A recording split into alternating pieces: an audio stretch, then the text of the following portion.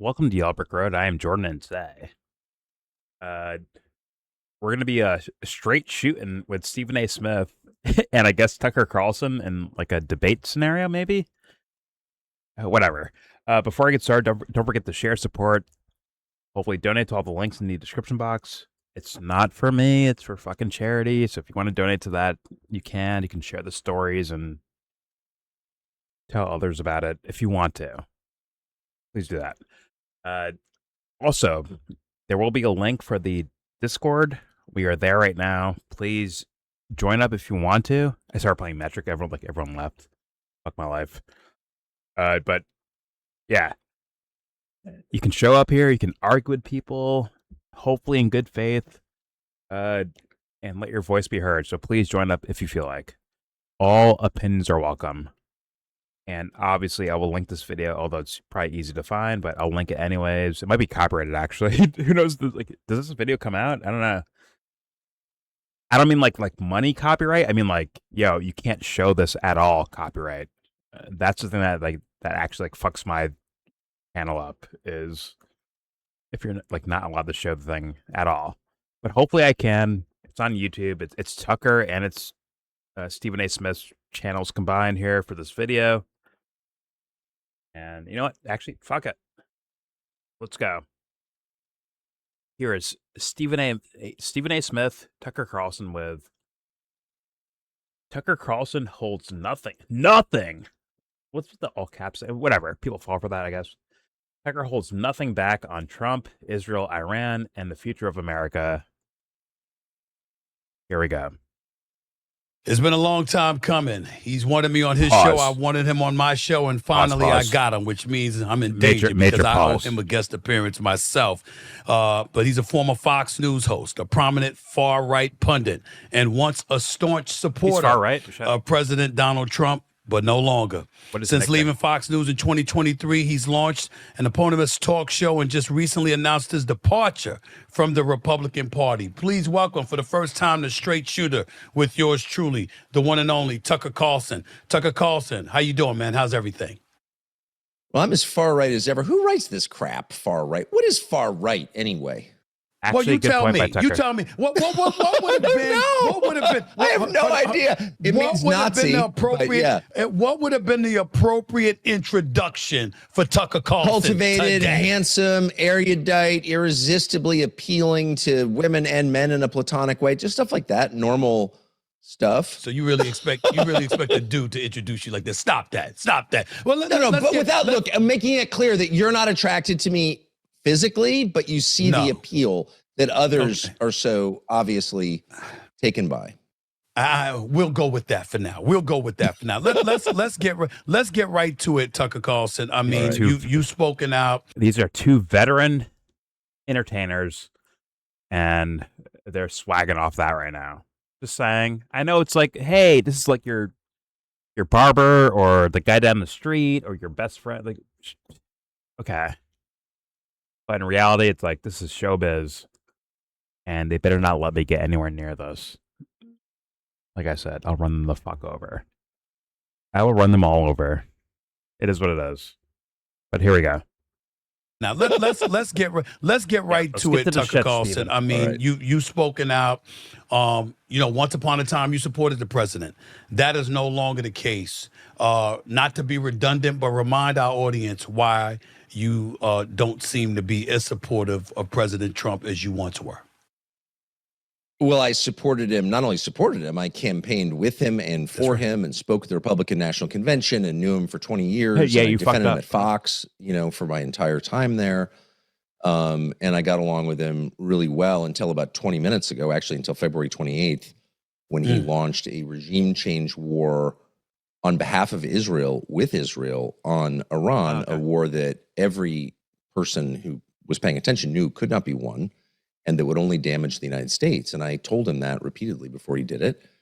And it wasn't, from my perspective, just a mistake. It was like the end of an entire moment in world history where the United States, has enough power to influence events. That's all done, I think, because of this. And I think it's going to dramatically affect the standard of living in the United States and in Western Europe, which I care about. I think it's the most disastrous decision any American president has made in my lifetime, and nothing comes close. So, it's not. That's okay. Fair enough. That's kind of ridiculous, but fair enough. Considering you had, once again, for Tucker's era of fame or being like known media wise, you had Bush, you had Obama, you had the first Trump, you had Biden, then you had the second Trump. Like, I mean, there's problems up and down the line there. So, but okay, fair enough. Sorry. Here we go. Any American president has made in my lifetime, and nothing comes close. So, it's not that I hate Trump as a person. I feel sorry for Trump. He wasn't able to make an independent decision. He's controlled by another country, but I disapprove of it, and I'm outraged on behalf of my country, which is the United States. Forgive me, I have to pause it again. I know people like accept that as like, hey, well, yeah, he's controlled by another country. Like it's just like a new talking point thing.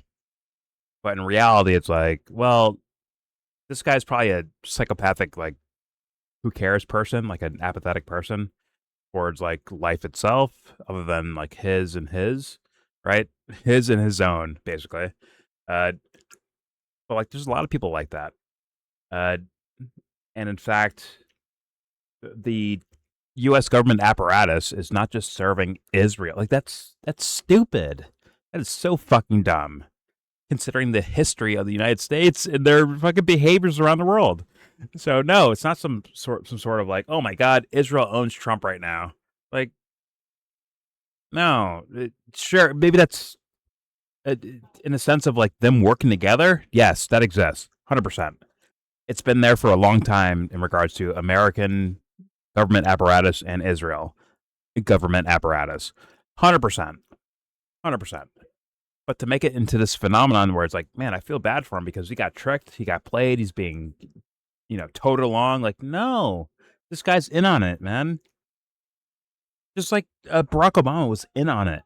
Let's be real, devil worshipping that fucks our planet up, fucks humanity up. Hey, you're just some kid that like wants to play video games. You're some parent that just wants to raise their kids. They're fucking you over. They are fucking you over. But don't worry, they're doing it in Armani suits and nice, carefully crafted speeches. That's what's been happening.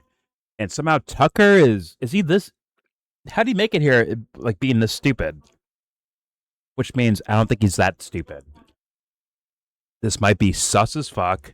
And yes, keep your fucking eye open for Tucker Carlson or anyone else. We just did like a Nick Fuentes video. Anyone else. I mean, Stephen A. Smith on sports and on politics. Keep your eyes open. All I ask for is please tell yourself, never get tricked again, ever again. Please live that life from now on. After that, like, okay, pick out who you want to like call sus or not, like whatever, right? Maybe you're a Tucker fan right now. Fair enough.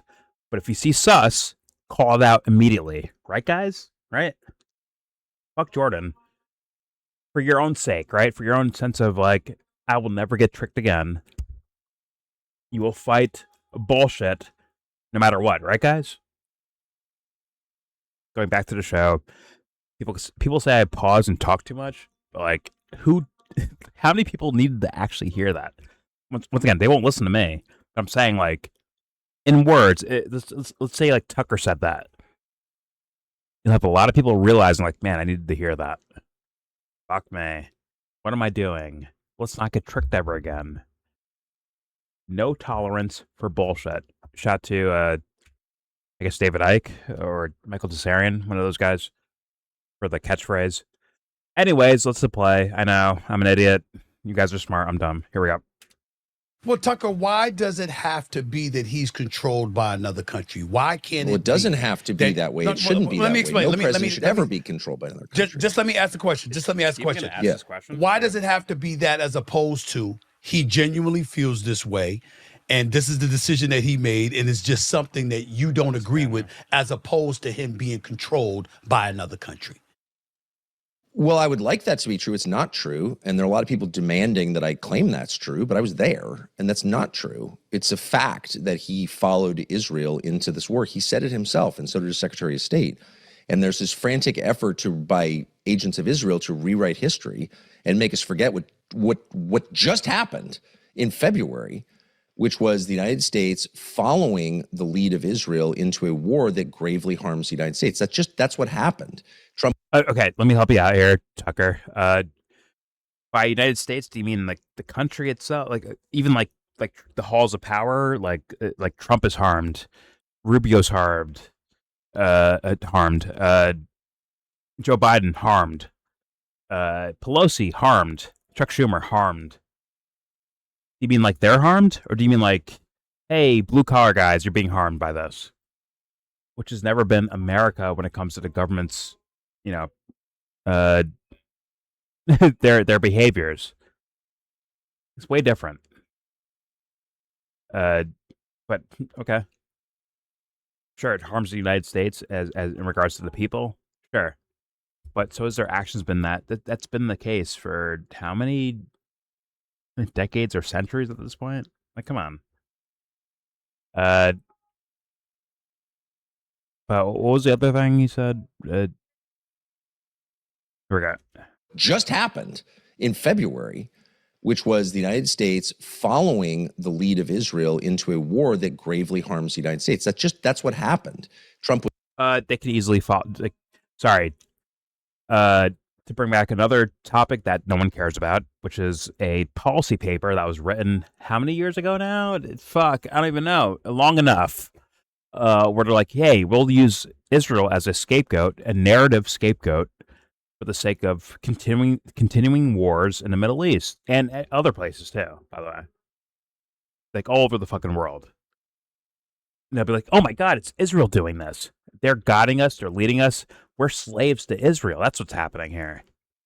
And Tucker is, whether he's innocent or being full of shit, either way, he's saying he's leading right into that narrative of, oh my God, Israel's doing this to us. Meanwhile, it could be, once again, socially, quote unquote, powerful hands moving things throughout the world. And thus, it may be an easy escape by saying, like, oh, yes, it's Israel. It's them doing it. Meanwhile, it's the monopoly man in your back pocket. Let's hit play. Here we go. Was not for this. I talked to him a lot about it. He made no case to the American public demonstrating that he was for it. He said, well, I don't want to rendezvous a nuclear program. Okay, that's fair, I guess. I don't really care, but he cared. And then in last June, he said he eliminated the nuclear program. And then 6 months later, he's like, we have to go to war and we have to kill the leader of Shia Islam because of the nuclear. It didn't make any sense. He followed Israel into this. He did this under pressure from Israel. They chose when it started. They chose the parameters of the war. And critically, they were our partner in the war.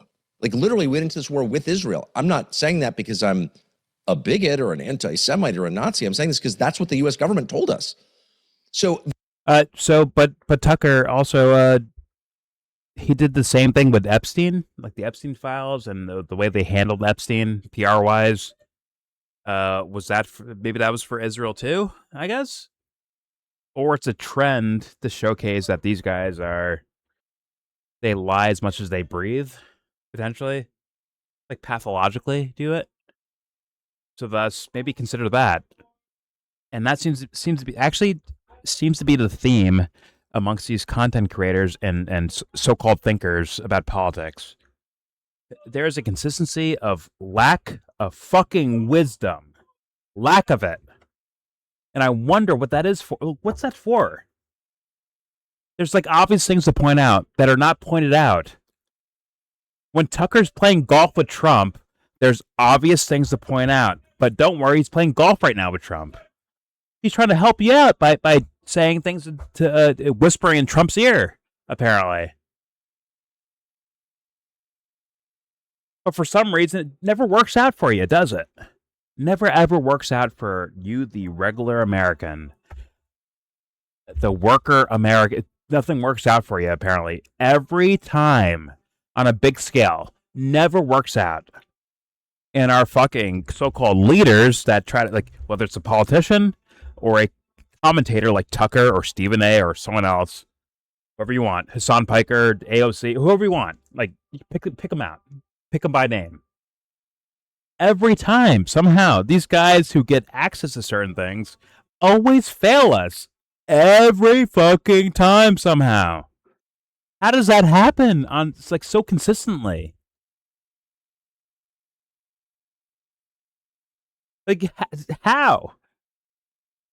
But yet, right now, because of the times we live in, and there's a lot of men and women of the fucking times, right, that their best thoughts are based on the world around them. They don't think bigger. They don't think deeper. They don't think beyond. They're stuck in the times we're in right now. We'll say, shut the fuck up, Jordan. Tucker's a good guy right now. Until he's not. And then they will forget the shit that they were saying in the past of defense for this motherfucker. Just like with Nick Fuentes and then Nick Fuentes for Donald Trump. They'll forget their defenses they were saying earlier on, right? Because it's too embarrassing to point out, man, I was so fucking wrong. I was so careless about this that, oh my God, I can't even say it out loud anymore.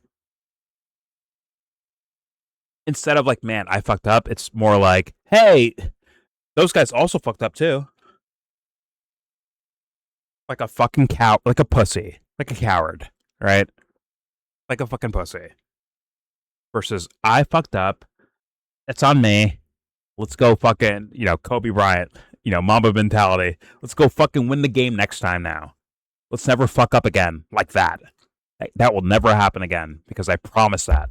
Where is that at in your fucking political world? Where's it at? Where's that gumption?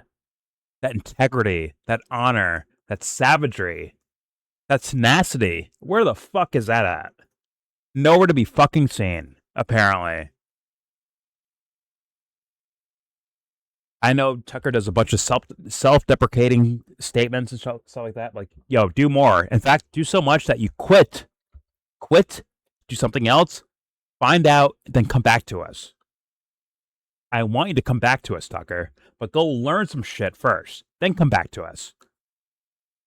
Don't get so blatantly tricked so bad, like on the surface, tricked so badly that we're sitting around waiting for you to figure it out on live TV or live internet feeds, whatever.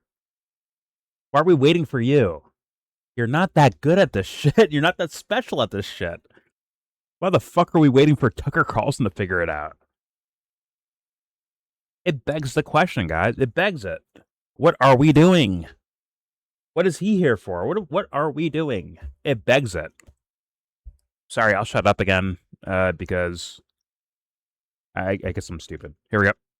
A bigot or an anti-Semite or a Nazi. I'm saying this because that's what the U.S. government told us. I'm not anti-Semitic. So there's been this effort to lie about what just happened. And I've seen this a lot. I saw it with 9/11. I saw it with the Iraq War. And I'm just not going to play along again because I was there. I know what happened. So my question would be this. He's the leader of the free world. Why does he need to follow anybody? Why is another country leading us as opposed to it being the other way around? Well, how do you explain that? Dude, you tell me. I don't have the answer. I said this to him directly. I said this to him during the 12-day war in last June, which Israel started. And we didn't benefit from it. Obviously, we went to war again. That was the beginning of the regime change war. I'm sorry. Someone tell Tucker that the U.S. was directly involved in that, the initial Israeli attacks. It wasn't a rogue action. The U.S. was directly involved in regards to intelligence, logistics, fueling planes, intelligence. Like, they're directly involved. I don't know how this guy with this amount of money and resources would miss that. Maybe he's gonna fix that with his statements soon, but let's find out. Here we go.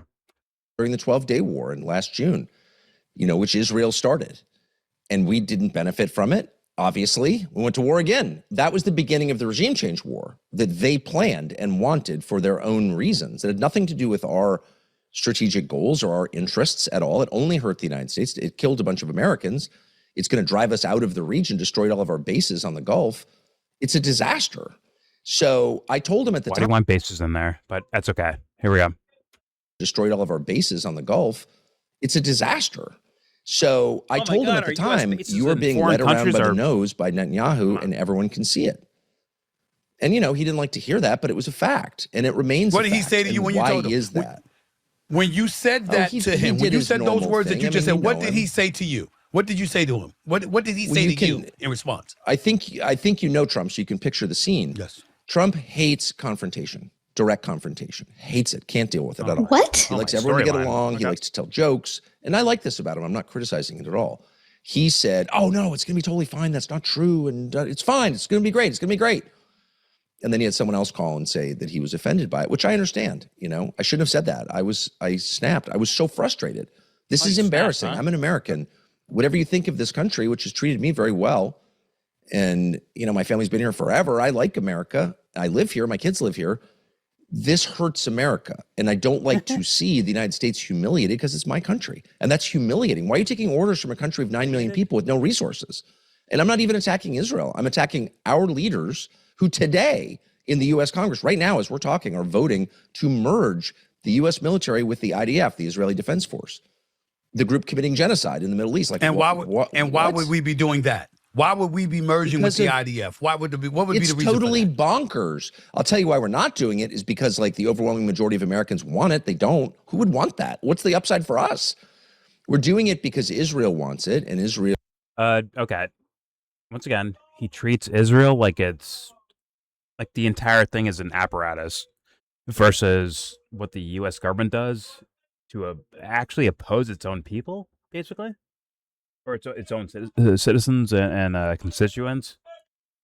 It's saying fuck them. Basically, that's what I'm saying.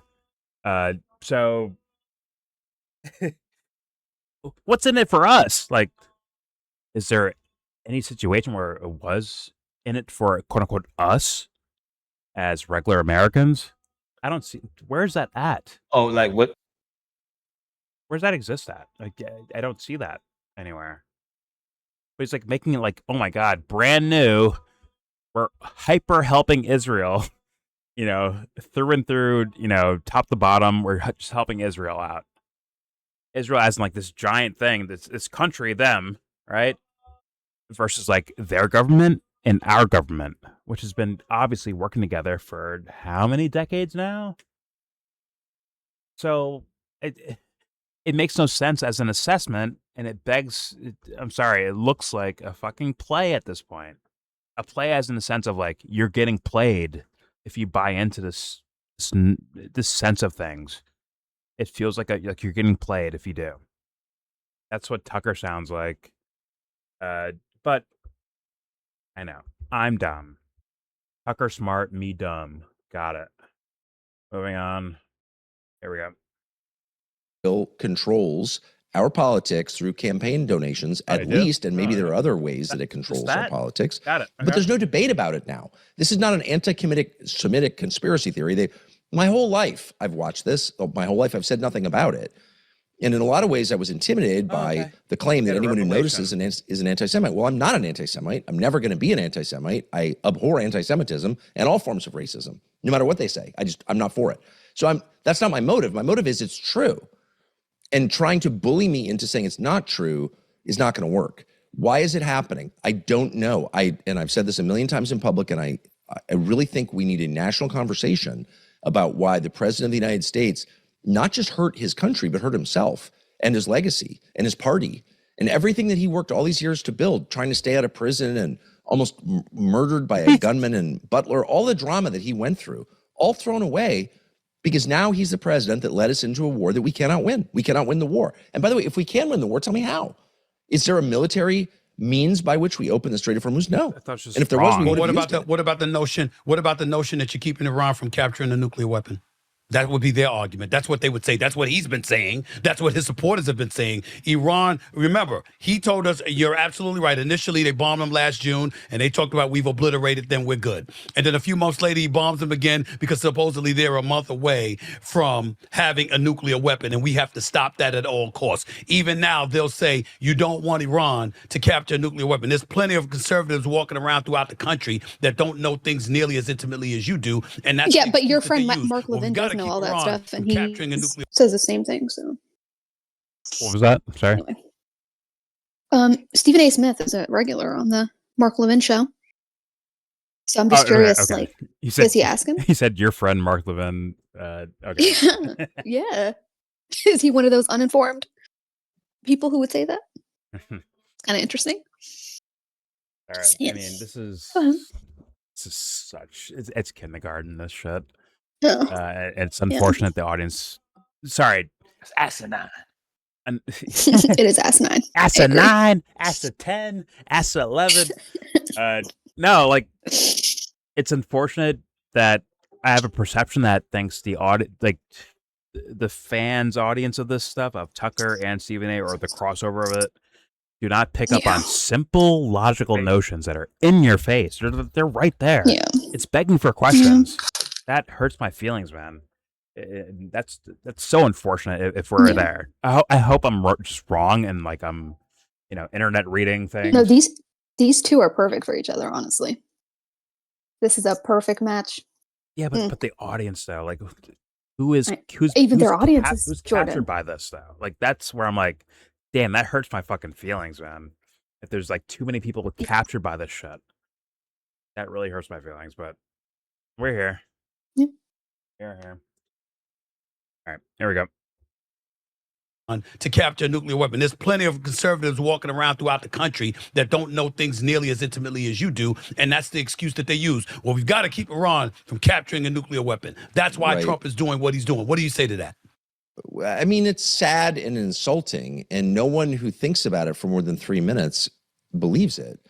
If there was ever a time when Iran has to get a nuclear weapon, it's now. Because we've just proved what happens when you don't have a nuclear weapon. When you have a nuclear weapon and you're North Korea, Stalin is I can't stand that one. That one, like, really. Hey, man, deterrence or what's it called? Mutually assured destruction. So you know what? Everyone basically have nukes. Basically, that's part of the idea. But what he's saying there will appeal to that'll work for the audience. For the, no offense, the what do I call it? Like matter of fact thinkers. It'll work easily. Hey, when you have nukes, they don't fuck with you that much. If you don't, they fuck you up. I've seen that logic since way back when it comes to me, like my resurgence in politics, essentially. Yeah, they use Gaddafi all the time. They're like, oh, when Gaddafi got rid of his nukes or whatever, like, look what happened to him. Gaddafi or even Saddam Hussein has been another one that they bring up. That's when I first, not on YouTube, came back to politics, but when I, in my life, came back to looking at politics again. That thing was on repeat. Look at North Korea right there. Look at North Korea. North Korea. Mm-hmm. How come we didn't They don't fuck with them. Yeah, exactly. How come we didn't run over North Korea yet? Well, they have nukes. Yeah, how come Kim Jong-un went to France for his boarding school? Anyway, but whatever. There's a lot of Swiss boarding schools and shit. There's a lot of anti-imperialist. That guy's a man's man type of thing I see on Twitter sometimes, a little bit here or there. Yeah. Y'all are fucking him, weird, Putin, man.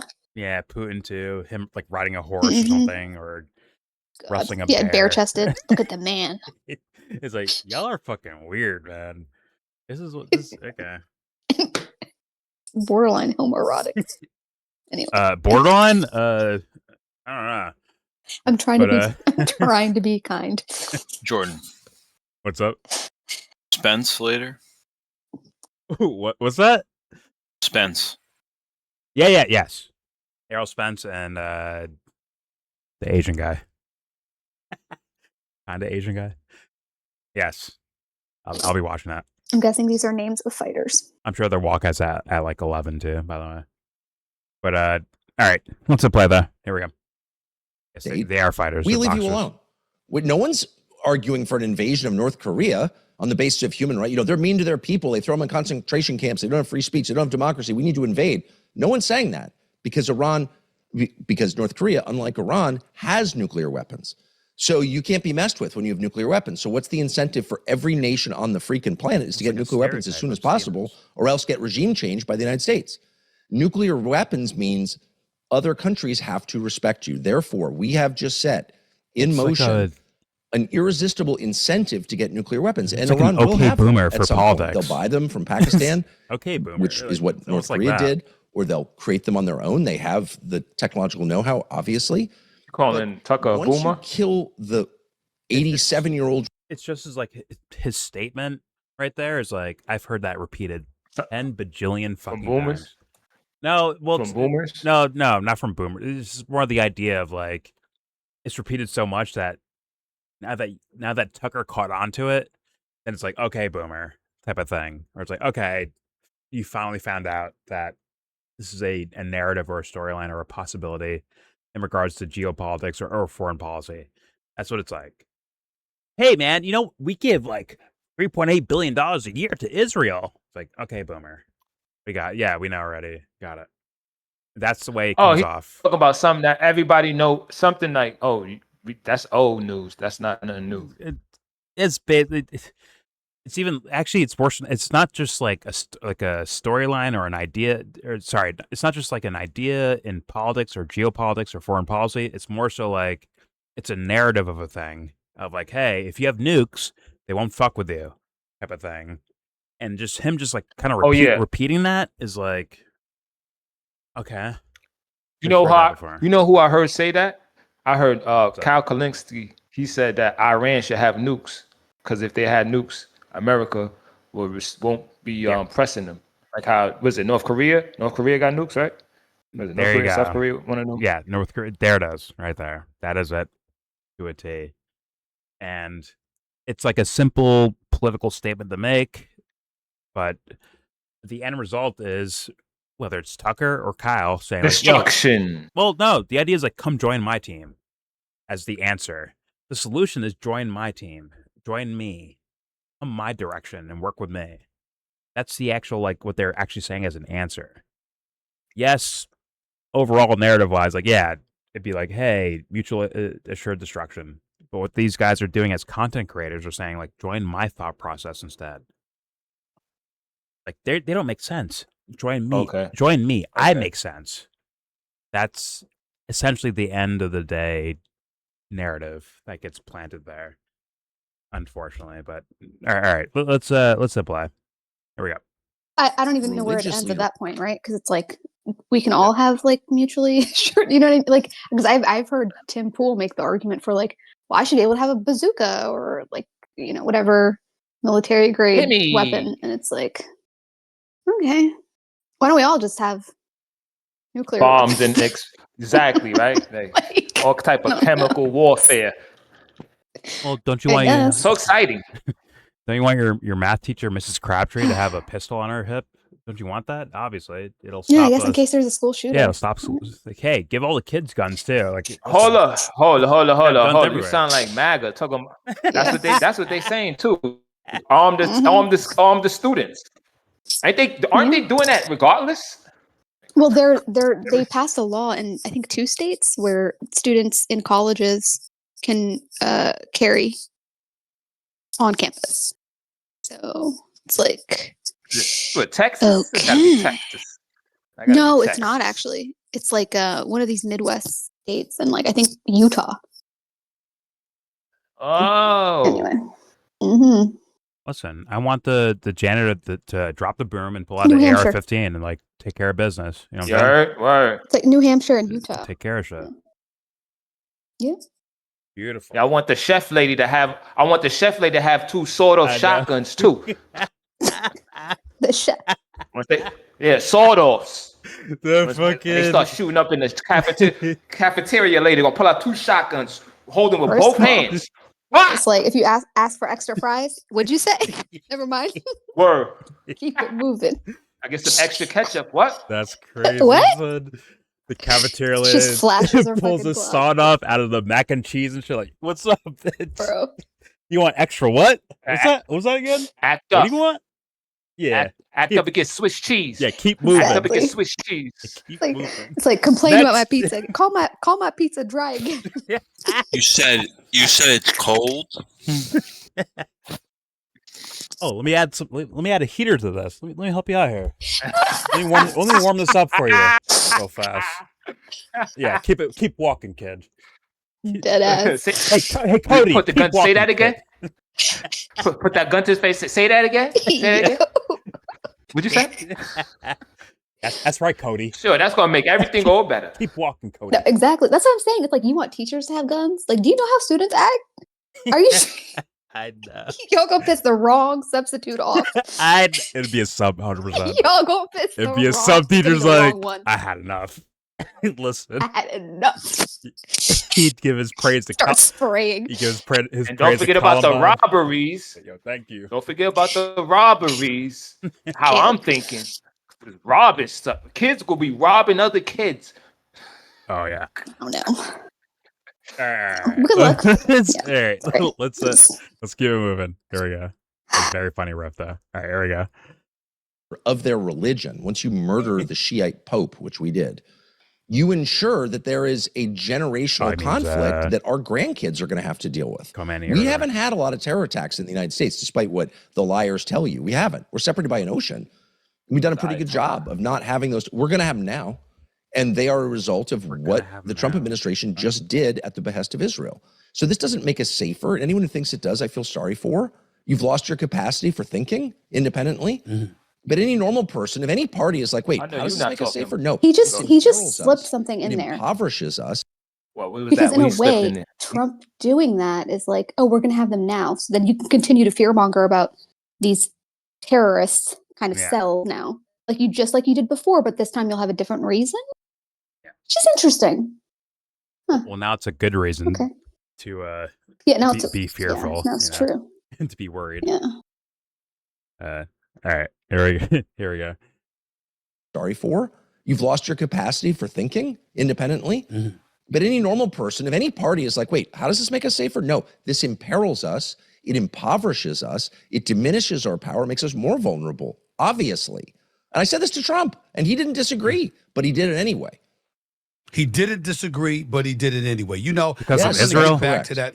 I'm going to get back to the Islamic contingent about it, but I want to go back to the Jewish contingent in this regard. I want to because you made it a point to point out. You don't engage in anti-Semitism. You don't support it. You don't believe it. You don't believe you're a part of it, et cetera, et cetera. When people talk about some of the things that you said, I wanted some controversial comments that you made in regards to the Gaza war. Right.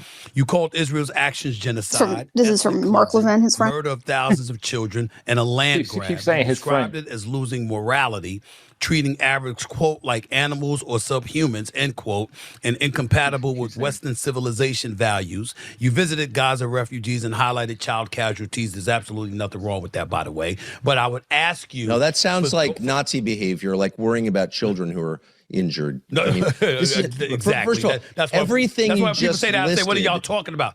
I'm sorry, go ahead. Go ahead, I apologize. Go ahead. It's a slander. Look, if you're committing genocide, which Israel currently is in Gaza, and genocide is, we have an international definition of it, which everyone signed on to up until about 20 minutes, until Israel started committing it. Europe support. And it is the systematic effort by a government to eliminate a people. And I don't have to guess about this because Israeli cabinet ministers and the prime minister of Israel repeatedly have said that's their goal. They describe the Palestinians as Amalek. I'll refer you to the Old Testament or Hebrew scriptures, whatever you want to call it, our Bible and theirs, in which Amalek is the Amalekites. And that's the group that God tells the ancient Hebrews to kill, all of them, including their children, their babies, and their livestock. And the prime minister, Benjamin Netanyahu, has used this phrase multiple times, not just randomly once, again and again and again in speeches. And so have his cabinet ministers, the finance minister, the defense minister. Mm-hmm. They've all said the point is we have to kill all these people and drive them out. Well, that is the definition. Well, Tucker, once again, Trump during the campaign was saying, just finish the job, was his words in regards to Israel and Gaza. So, and you voted for that, Tucker. Now, what does that mean? What does finish the job mean in that context, Tucker? So, like, it's like selective. Like on the surface, it's like actually like selective in words, at least. Once again, not even like judging his intention or anything like that yet. Just in words, it's like, yo, you're being selective of what you're paying attention to. Apparently. And now you're the solution bringer when we realize that you're so selective all of a sudden. That is brilliant. what a beg to the audience. Hey guys, trust me. Yeah, I got it wrong, like badly wrong. But you know what? Trust me. Here's the real villain. Here's the real problem. Like, that's ridiculous. It's fucking ridiculous. This guy like expects that, I think, or whatever. He's like, puppy dog eyes in that direction. Please trust me. Please listen to me. He's like doing that shit. But all right, here we go. Minister. Mm-hmm. They've all said the point is we have to kill all these people and drive them out. Well, that is the definition of genocide. Don't take my word for it. Israeli human rights groups are calling it genocide. The rest of the world is calling it genocide. Mm-hmm. The prime minister has been indicted in international court for genocide. There's no debate about what an indictment. Like. The debate is, why are we going along with this and allowing people who are committing genocide to give us moral lectures? Like, I'm not the criminal for noticing what you're doing. And I'm not going to take a moral lecture from Adolf Eichmann. Why would I? This is crazy. And by the way, future generations will realize that it's crazy. So crazy, it's going to be hard to believe it happened. So what was... But Trump didn't call it a genocide, right? And by Tucker's assessment, the president serves Americans, I guess, or the U.S. government serves America or Americans. So thus, they're acting out of their own. Sorry, they're fucking up their own interest based on Tucker's assessment. Then again, they've never actually served Americans and their interest. Where's that at? Where's that evidence for that? I haven't seen that yet.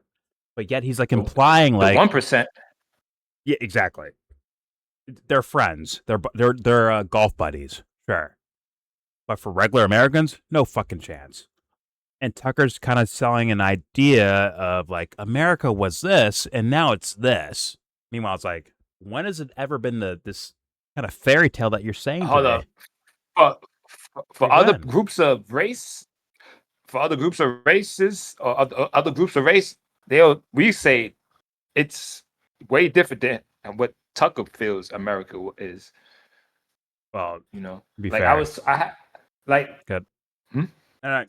Good. No, you got it. Well, he's also a rich white guy, and most white people are not rich. So I was gonna say CIA, and his dad apparently his dad being CIA. That too. But I just mean like he grew up with like a lot of financial privilege. It is what it is, right? Yes. Like, but most people don't have, like 99% probably of people don't have that. Yeah.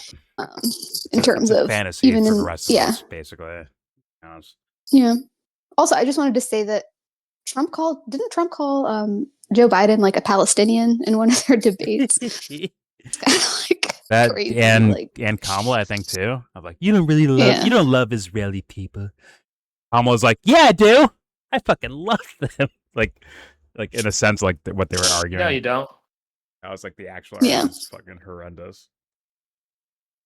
But good. Oh, I was saying, I was talking with somebody, and I left a comment about democracy, how there's really no democracy in America. And somebody said that's half true. It's democracy, but it's only for people that's not white. Basically what the person said. Wait. So I'm like, hold up. So how? Yeah, I was like, there's no democracy in America. And they said that's kind of not true, but true. It is democracy, but if you're not white, it's democracy if you're white. But if you're not white, no, there's no democracy. So I'm like, so there is no democracy. But some people, if that person's like, if some people correct, then like if it's raining, like say like if it's raining outside and you're not getting wet, like you have an umbrella and I don't have an umbrella, so that person's saying that it's not raining because I'm not getting wet. Okay, I get that logic, but for me that is not the case. In my personal understanding, like it's whoever you can get one over on it. Like if you're in a position to get played, they'll fucking play you. And I mean, like people with pathological psychological disorders, those guys will take advantage of other people. It is what it is. No matter what race you are, no matter what your fucking tax bracket or how much money you make, if you're able to be for them called a chump, they'll fucking do it. They'll take you as a chump. They'll play you. They'll abuse you. They'll take advantage of your life situation, get you to do certain things for them. That is a story throughout human history that is still present to this day, to this very day. And that's very unfortunate. Very unfortunate. And also unfortunately is that the response when people realize that, when they like maybe wake up to that idea, the response is something that will just re-loop the same thing again. Unfortunately, let's recreate the same scenarios, and that's also heartbreaking.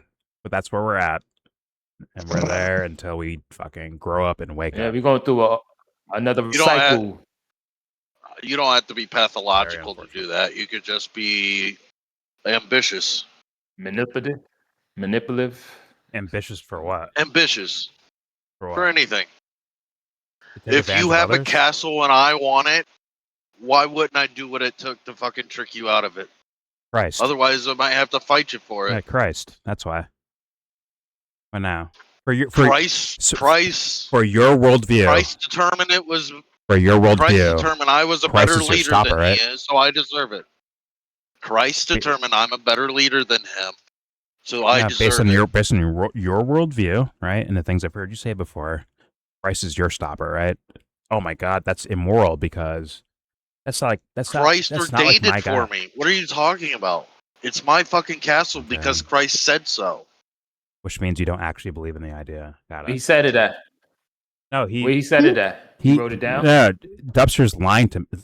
So you would betray Christ? Dubster lying? No way. You betray Christ to make an argument with me? I'm following Christ. What an argument with me? You'd betrayed the Christ, if I'm a better master, oh my God, than the other master, then it is righteous that. That's sad. It is righteous. Very sad, Dubster. It is righteous that I am the master. Dubster, that's very sad. Where it says it at? Wait. It's the Bible. Go read it.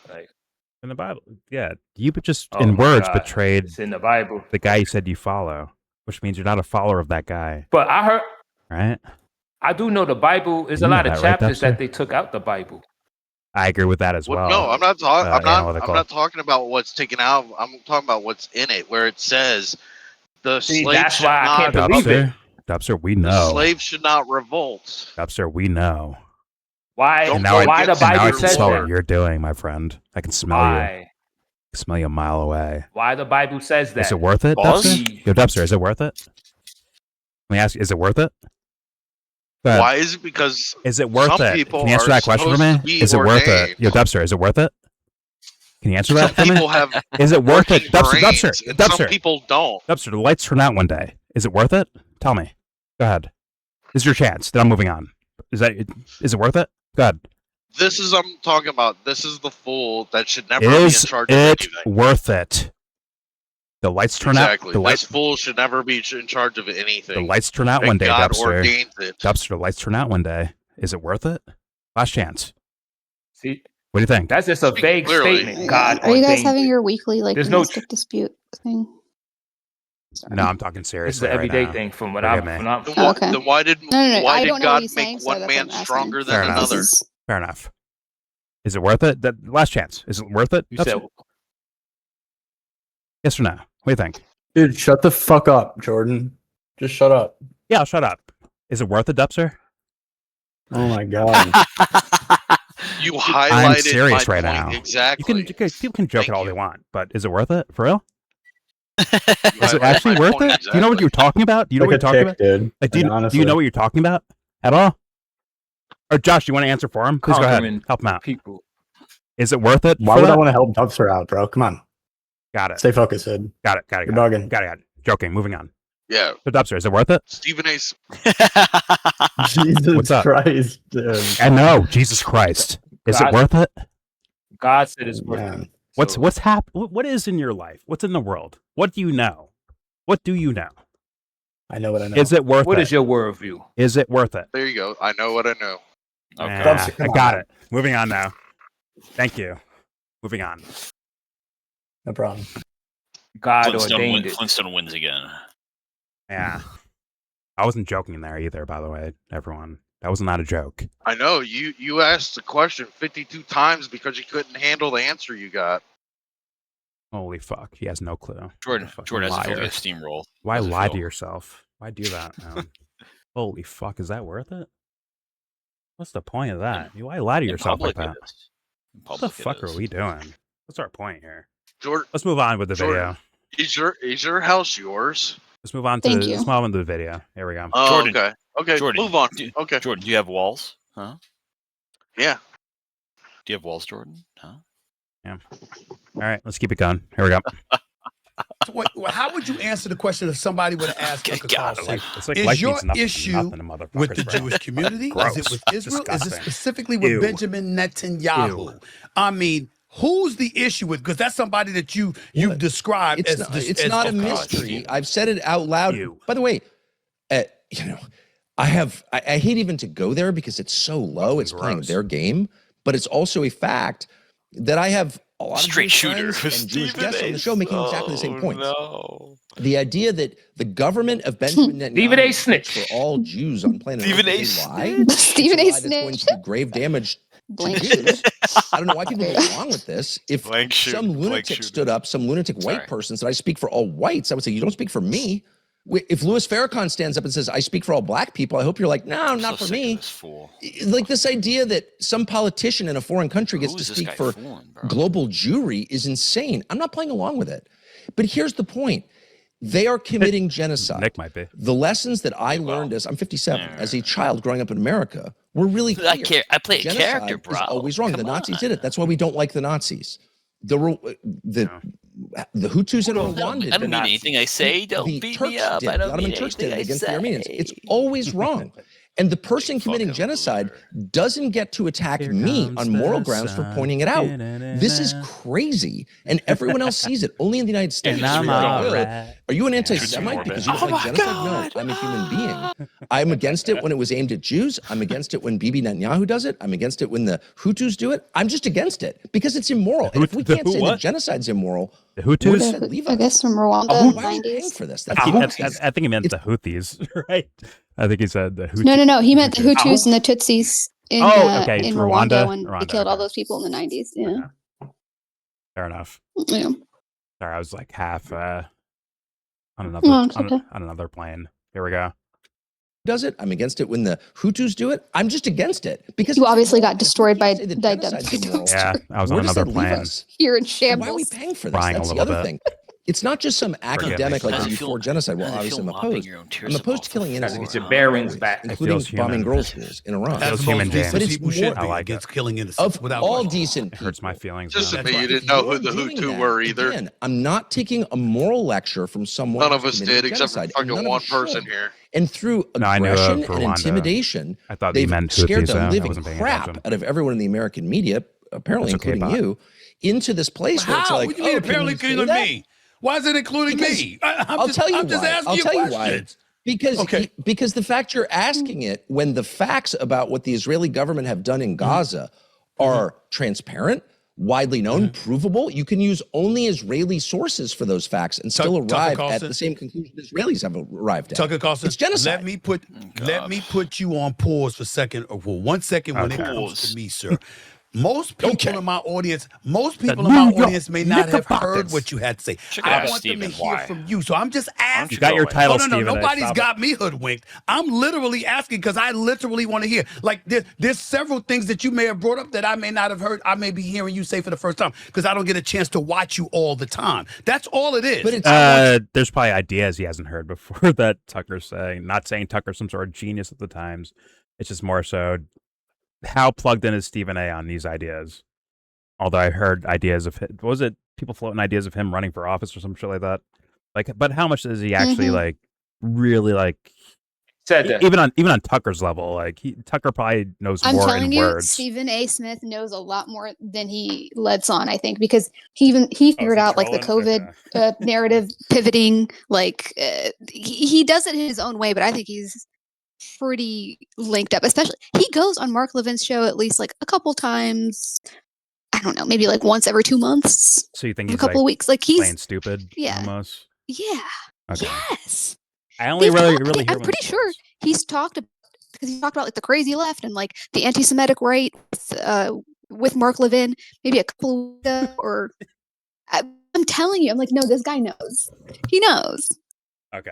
He knows what he's doing. He even pivoted on the whole thing, saying like, "Oh, I shouldn't have criticized Kyrie the way that I did with the COVID stuff, because now all this data is coming out about the government lying to us, and these vaccines." It's just like, what?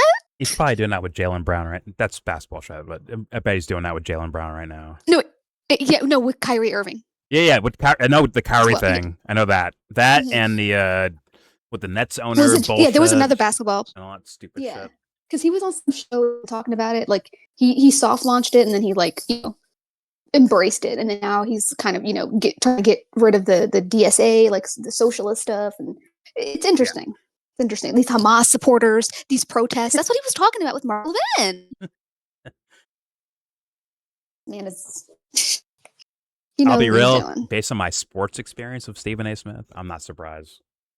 Surprised. He's been angling for a while for career type shit. Can we show her the Teddy Atlas incident after? Yeah, please show me that after. The incident.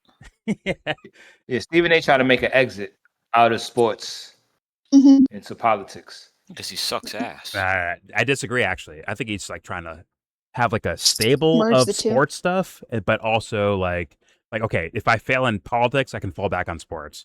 That's my guess of what he's doing. Like, let me like stabilize this as like a figure, a name, and then, but also like maybe like dip my toe into politics and like see what I can do over there. If it fails, guess what? I can go back on whatever First Take and scream about whatever sport thing. Yeah. Who's disrespecting Caitlin, whatever her name is. Caitlin Clark. Oh, he likes her? Yeah. Oh, he loves her. He loves CC. I like her too, but she's overrated. Overrated as fuck, I think. No, but he loves her in a different. Like, I think he was telling Angel Reese or something to like go apologize. Like she's bringing a lot of attention to the league. He's doing the gossip shit. Got it. All right.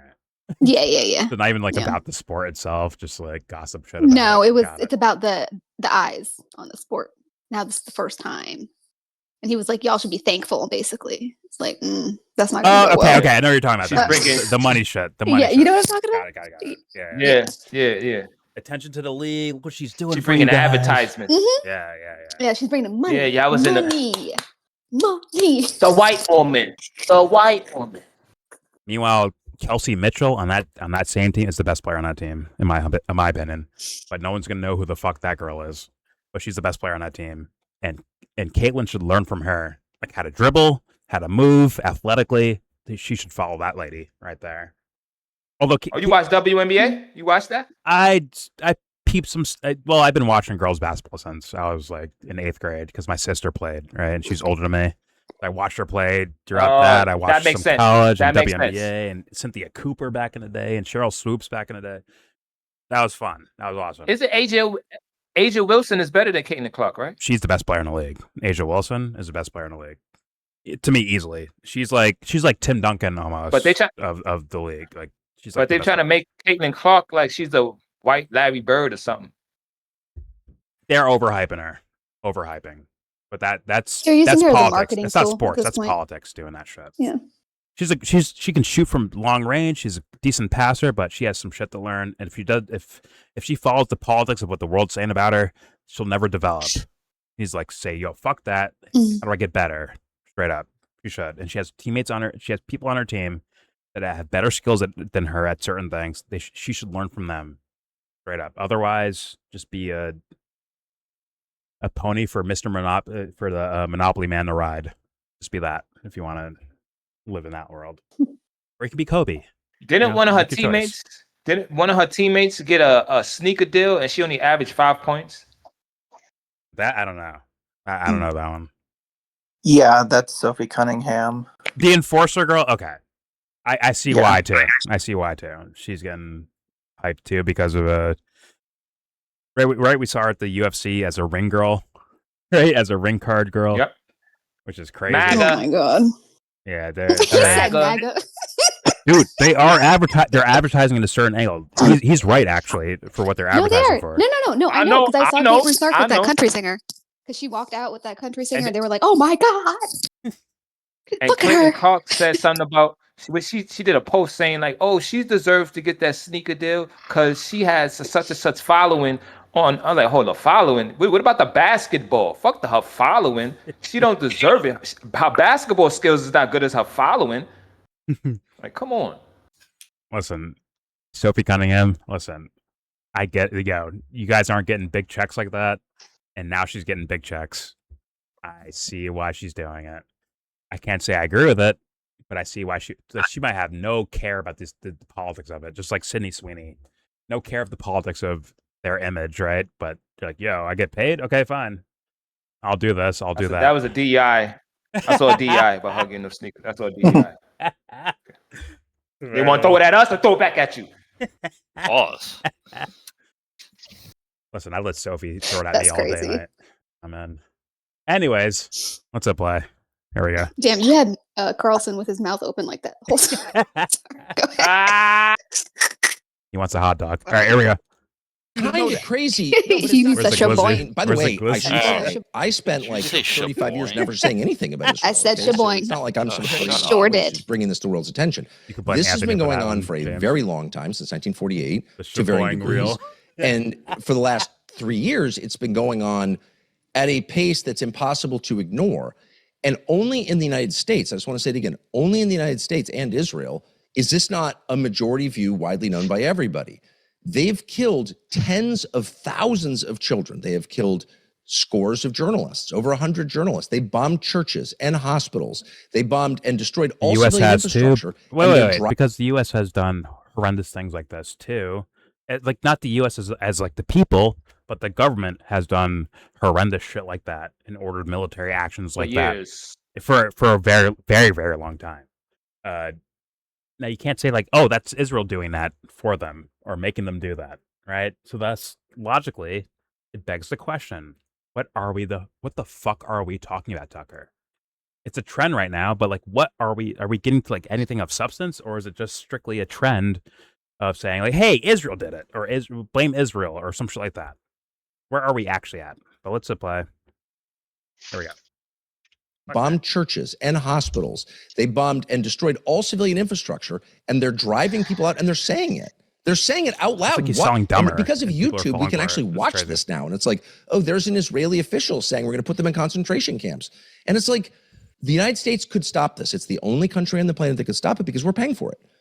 And I'm not even mad at the Israelis. I think they've gone insane. I think they will be punished for what they're doing in the same way the Germans were punished for what they did. In exactly the same way. Are you talking about the government or are you talking about the people? Are you talking about the government or are you talking about the people? I'm talking about, I'll be specific. I'm talking about the government ministers who ordered this. I'm talking about the people who carried it out, the good Israelis who are committing genocide. He's got Mark Levin in his ear right now. As well. And I feel sorry for all of them because the same applies to U.S. you can't lie your way out of 75,000 dead bodies. Okay, you just can't. There's no getting around that. You did it. Everyone saw you do it. So they're and the point is not to be like whataboutism. The point is to be like, hey, be consistent in regards to, okay, if someone does like carries out a order that's horrendous, you're gonna have to say like, yeah, they deserve the Nuremberg trials, right? Based on your logic you're saying right now, that should apply everywhere, everywhere and anywhere, right? For the sake of principle. And also, funny enough, just to point this out, shout out to Dubster for this one. I remember people yelling at you, Dubster, for the shit you were saying on Discord like years ago, right? Oh my God, he keeps screaming about the Talmud and Jews and Israelis, or wherever the fuck, right? Cutting in and out. Sorry. Did you hear me or no? I'm cutting in and out. Oh, got it. Can you hear me now? I'm cutting in and out. Can you hear me now? We could hear you the whole time. I hear you. What are you talking about? That's cutting in and out. Okay, fair enough. But I'll say it anyways. Back in the day with Dubster and the Talmud shit, and once again, arguments upon arguments upon arguments on this on the other Discord, right? Day after day, right? Now those same guys are probably saying what Dubster was saying back then. This is the wreckage that we're dealing with when it comes to human. This is what I'm talking about. They're probably now saying the same things that this guy was saying whatever years ago. It was dumb fuck back then. It's dumb fuck now. But still, they're saying. What does it mean? .com. What are you talking about? I'm correct about it. Who said? Who did what? Who really did it? Huh? Like it's like that shit you were doing back then. Is now these George guys Clooney. Are now saying now, but they would have scored. But back then they would have been yelling at you. For a lot of these people would have been yelling at you, Dubster. Dude, for that. Candace Owens, she was advertising the book. What the Talmudic Jew? She was like World Jewry, the Talmudic Jew. I'm like, what? But I was right. I am right. I'm just saying, like, anyway. Isn't that like a funny parallel to like look at, like, kind of like. Oh yeah. Like mentally, it's like, yeah. Wait a minute, these fools. Because like this. They picked all those things out from people like Dubster. A weird thing about it. Like some people are starting to get there. Yeah. And then there's still people that are like, well, I ain't going that far. Oh, sure. Yeah. So sure. But still, it is like you should be like actually mind blown, but I think you're too slow to keep up with that. You should be mind blown. Like, oh my God, wait a minute. Damn. These guys are like adopting my shit.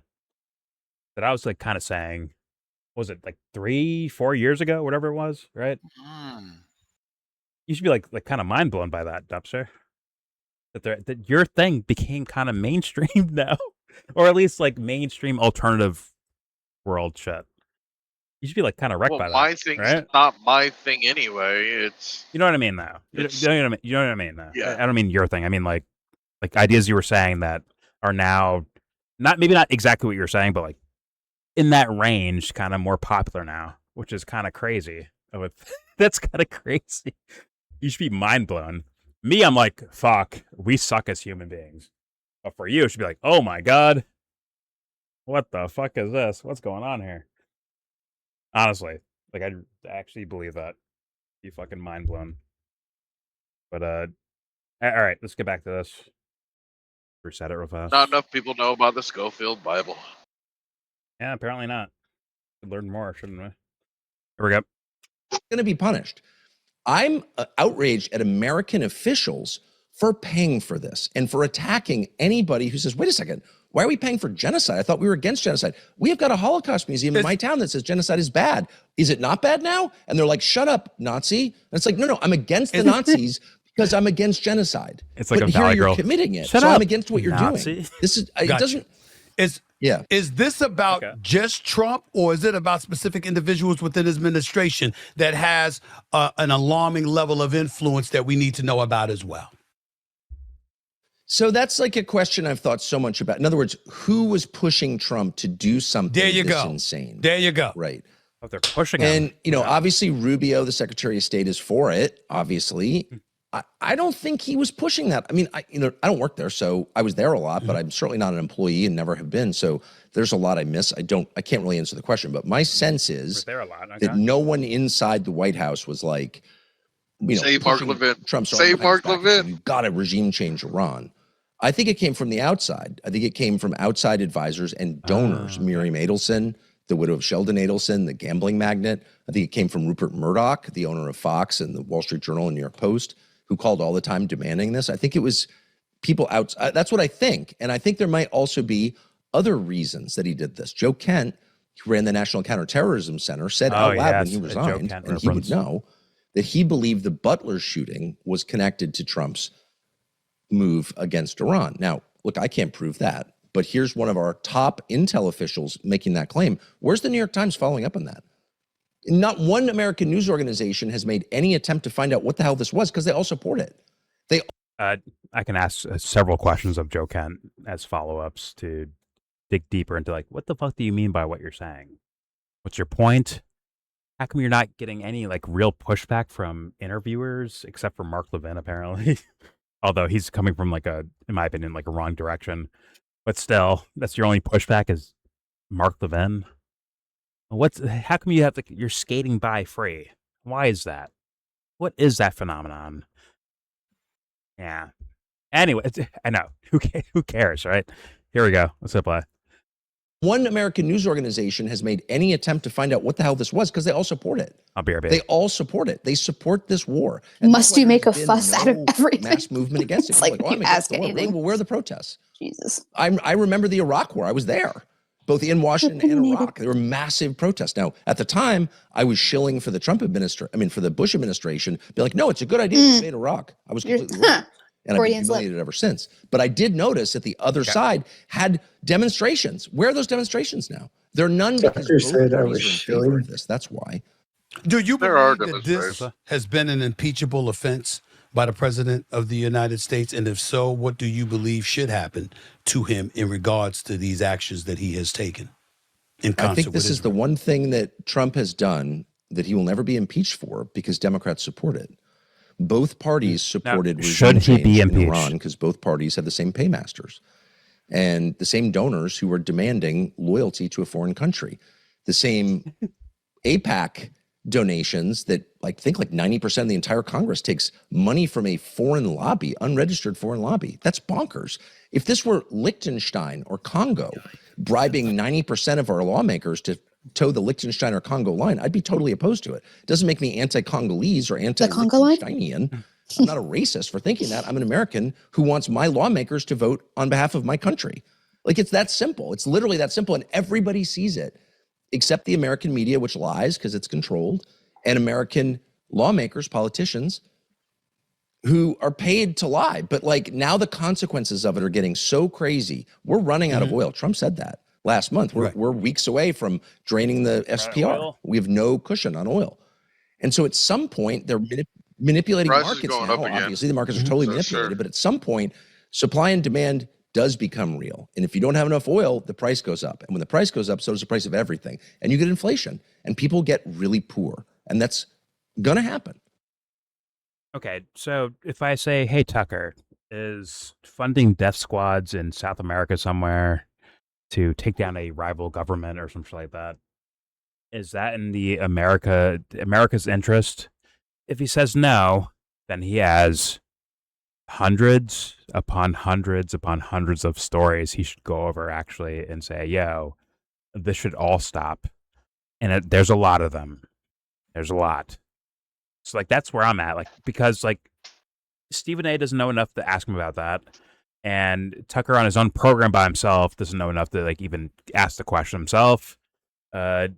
Even detractors of Tucker, when it comes to in his league of content creator to where they can actually reach Tucker somehow, or his fans might see what someone else says about it. Even that's kind of, if there's an actual question, it's obscure. It's in the desert somewhere versus in his neighborhood. Who I'd be curious to see him talk to? Brianna Joy Gray. And it's not because I necessarily think that she's going to own him or whatever, but I feel like that would be an interesting conversation. Because I have a feeling she would bring stuff like that up in her own way. But I think stuff like that would get brought up. We've basically have that. I don't want to say proof, but at least evidence of that based on her in conversations with others talking about Tucker Carlson or maybe maybe his sphere. Although Candace might be safe, right? With Brianna, Candace might be safe apparently. Yeah. Yep. But Tucker might not be. So I'd be curious about that. But I'm going to be honest, it might be because Candace is black, which is really unfortunate. But that might literally be why she's safe. And she got on her show, right? She was on her show. Right? Yeah, she put her on her show when she got fired for rolling her eyes at the lady who has family kidnapped or something.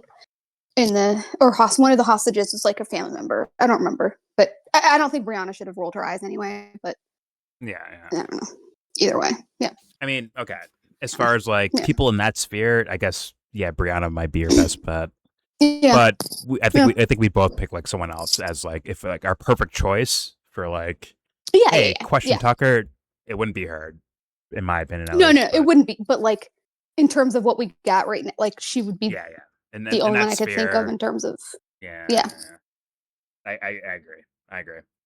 Yeah, because she's kind of been nipping at that in certain interviews. She has. And it's like constant where she's like, no, well, he hasn't had me on. He hasn't had me on. It's like, okay, clearly you want to go on his show. to make him kiss the ring on camera. So you're destroyed. Now kiss the ring. In front of everyone. Kiss this fucking ring. Skin glowing. It's like, oh my god.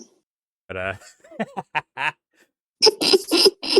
she's a great dermatologist, or she's blessed, I guess, or whatever. She's definitely blessed, but she definitely gets facials, which is fine. Pause. I recommend them. Major pause for that. Yeah, but I mean, not whatever. Go ahead. I just caught whatever. I don't care. Either way, once again, to add like context is that Tucker can rant in a certain direction. And there's no real pushback because it's Stephen A. Like, he doesn't have nothing to offer, in my humble opinion. So thus, nothing. Tucker will be like a hero again and again and again until he like has someone like with actual like, hey man, let me ask you. Actually, Michael Tracy might be not a bad person either. Kinda of like, yo, let me ask you some questions. He'll probably make it Epstein. I know. That's the thing. Like the fixation of Michael and the Epstein like mythology, like that would be his. You know what I mean? He's obsessed. He'd pull back to Epstein. So, that girl was like almost 18 years old, right? Right, Tucker? Right? Like he'd pull it back there, like off the rip. Yep. All right, maybe. Okay, fair enough. Fair enough. Yeah. Right. I feel like he'd just be so distracted by that. It would it would just be derailed. I'm sorry. Anyway. What did I hear? What did I see him rant about recently? What was it? It was fuck. It was some sort of like sexual scandal thing. Fuck me. Andrew Tate? No. Oh no, Plattner. Yes, Plattner. It might have been like okay. I mean like in timeline, guy, like recently. The one from California. Swalwell, right? I don't know. Yeah, Eric Swalwell. Yeah, Swalwell. I think that was it. Is like not so much like the stories newer. It's more so like him talking about it was newer. And now I'm like, okay, he's who is this lady? Why do we trust her? Huh? Who was she? Like, yeah, he said Plattner got Eric Swalwelled. Like he was using that as like a verb. He got Swalwelled. Eric Swalwell. Like, okay. Yeah. No, who? Tucker Carlson or Steven talking about him? No, neither. It was a joke and actually kind of real about Michael Tracy. Oh. But Michael Tracy. Yeah. All right. Let's keep it moving. Here we go. Mm-hmm. Price is King. Here we go. Tucker Carlson right here with Stephen A. Straight shooter with yours truly. I'm wondering right now, you've stated, correct me if I'm wrong, that you voted Republican pretty much all your life, that you've disassociated, disconnected from the Republican Party, but it's not like you're about to vote for the Democrats either. I'm wondering how you feel right now as somebody who's confessed to being so wrong about the president, and more specifically what I'm really wondering about with what Trump is doing. That's not something Obama did. It's not something that George W. Bush did. I'm wondering, this president decided to take this action.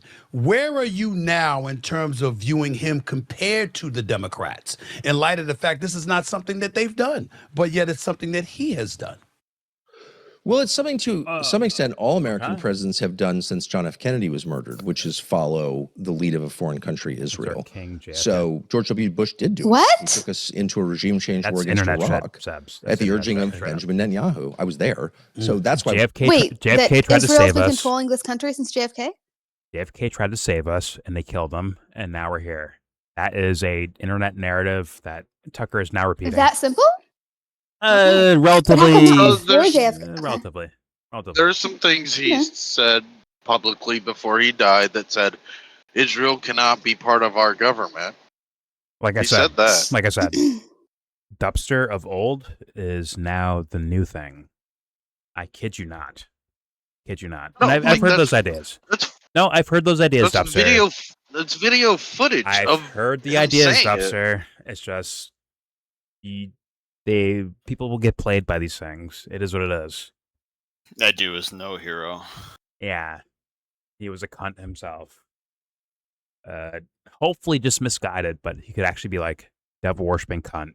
Potentially, he could be, but hopefully misguided and just some dummy doing stupid shit, right? But he betrayed Israel though, so like, you know what? That's the biggest issue on planet Earth. All right, let's apply. Charlie. I don't even think that was. I don't think that was what got him killed. No, he pissed off too many people. Israel's probably lower on the issue. Not fair enough. All right, here we go. The lead of a foreign country. Like, he is a shitty leader, though. So George W. Bush did do it. He took us. I just didn't know that Tucker was saying that though. Like I didn't realize he was. Benjamin Netanyahu. This was kind of his narrative. Okay. So that's why we did that. That's Joe Biden funded the genocide of Gaza. The idea that's what I was going to say. That's and like more of a Ryan. To his credit, there were a lot of people in the Democratic Party who were very mad about that. That's exactly how I was thinking of Biden for that. Good for them. I didn't say a word. I was kind of not even aware it was happening. And again, by the way, that was happening, and they deserve credit for being on. Disagree with maybe Israel being involved in that. It's just more of like, oh, sorry. No, go ahead. Can you hear me? Yeah, good. You auto-tuned for a second. Oh no, I was just gonna to be clear. It's not because I think that Israel had nothing to do with it. There's no way. It's not me taking that position. It's more of like the overfixation on like that narrative, or that narrative was kind of like niche, whatever, BitChute people, Ryan Dawson, right? Kind of, yeah. But then now it's kind of, I haven't heard Tucker saying that specifically. That's why I was more like, okay, interesting. Like that's pretty extreme. It's expected. 30 years. Kinda. Right. Yeah, you're right. Hey, USS Liberty, like fair. him and Candace, like that's like the maybe starter point, and then they start going into JFK, 9/11, on and so forth. And Candace did have that USS Liberty guy on, right? Yes. So, yes. So I expect that they're gonna. Yeah, it's just all Israel. Yeah. It's actually no, it really is just all Israel. It could be a slow grip. Everything's Israel. It's free content, right? Because I would assume that they assume that their audiences have not heard of these stories at all, so thus it's sold as brand new, as like, oh my god, uncovered now, and thus further feeding the idea of like, oh my god, Israel, like extra feeding it. Yeah. Meanwhile, these little devil worshippers in the U.S. government doing horrendous, harmful shit to people around the world, in a way, kind of skate by, They kind of skate by in a way. Like, yeah, you're a puppet, but that's different than like you're a baby murderer, right? It's different in tone, right? Oh, you did this for money versus I just like killing babies, right? It's like a different tone to it, and it is what it is. That's where we could be at, and thus we missed the actual point again, as usual. And it's interesting, and it's not just something that the Tuckers or the right is doing. It's really because like some of the Hassan people and stuff are straight up doing that, and it's like that's when I'm just kind of like, what is happening? Like, because I even saw one of these lefty people. Benjamin. What's it? Forgot his last name, but he's a black guy, bald. He used to work for TYT. Dixon. Yeah. Dick. I saw him tweeting out about. I saw him tweeting out about Zionist controlled Zog government just like 2 days ago. I'm like, what? Zionist controlled, or what is it? Zionist whatever Zog, essentially. I'm like, Benjamin, aren't you a pastor? Zionist occupied government. Yeah. Zionist occupied government, and he said that because the people who voted to bless you, the people who had voted to that thing about the socialist communist thing that the Democrats were signing to like remove DSA or something. Yeah. Anyway, he was quote tweeting that, and then he wrote like Zionist occupied government or like I'm like Zog, Benjamin, like. What's not that he's is, some like great guy. It's more of just you don't. I didn't expect that from that part of the internet. You know what I'm saying? Well, maybe okay, I'm just fair enough. I remember that guy from back in the day, and he was in support of a decent amount of narratives when it came to Syria. When it came to Syria and the war that was happening there, he was in support some horrendous, just like TYT was. Like he was like kind of in that group-ish, right? And yeah, there are some horrendous narratives that these guys were a part of and selling. That's true. That's true. But like that specific one is like he would probably call that white supremacist, right? From his worldview. Do you know what I'm saying? Like that's why I'm just like I'm kind of confused about. Yeah, it just caught me off guard. I'm like Zog. Like, hey man, whatever fits. Whatever fits. Yeah. Yeah. Whatever gets. Whoa. Yeah, no pause either.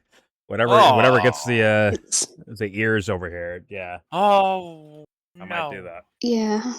That's unfortunate. That guy smelled full of shit back then to me too, by the way. But I don't know him No, now. that's fair. Honestly, I don't know him now. I don't know. It was just back then. I was like, this guy's I guess it was more just that it's inconsistent with probably his worldview that he claims. But if he's full of shit, then he's full of shit. So that shit doesn't matter. Yeah.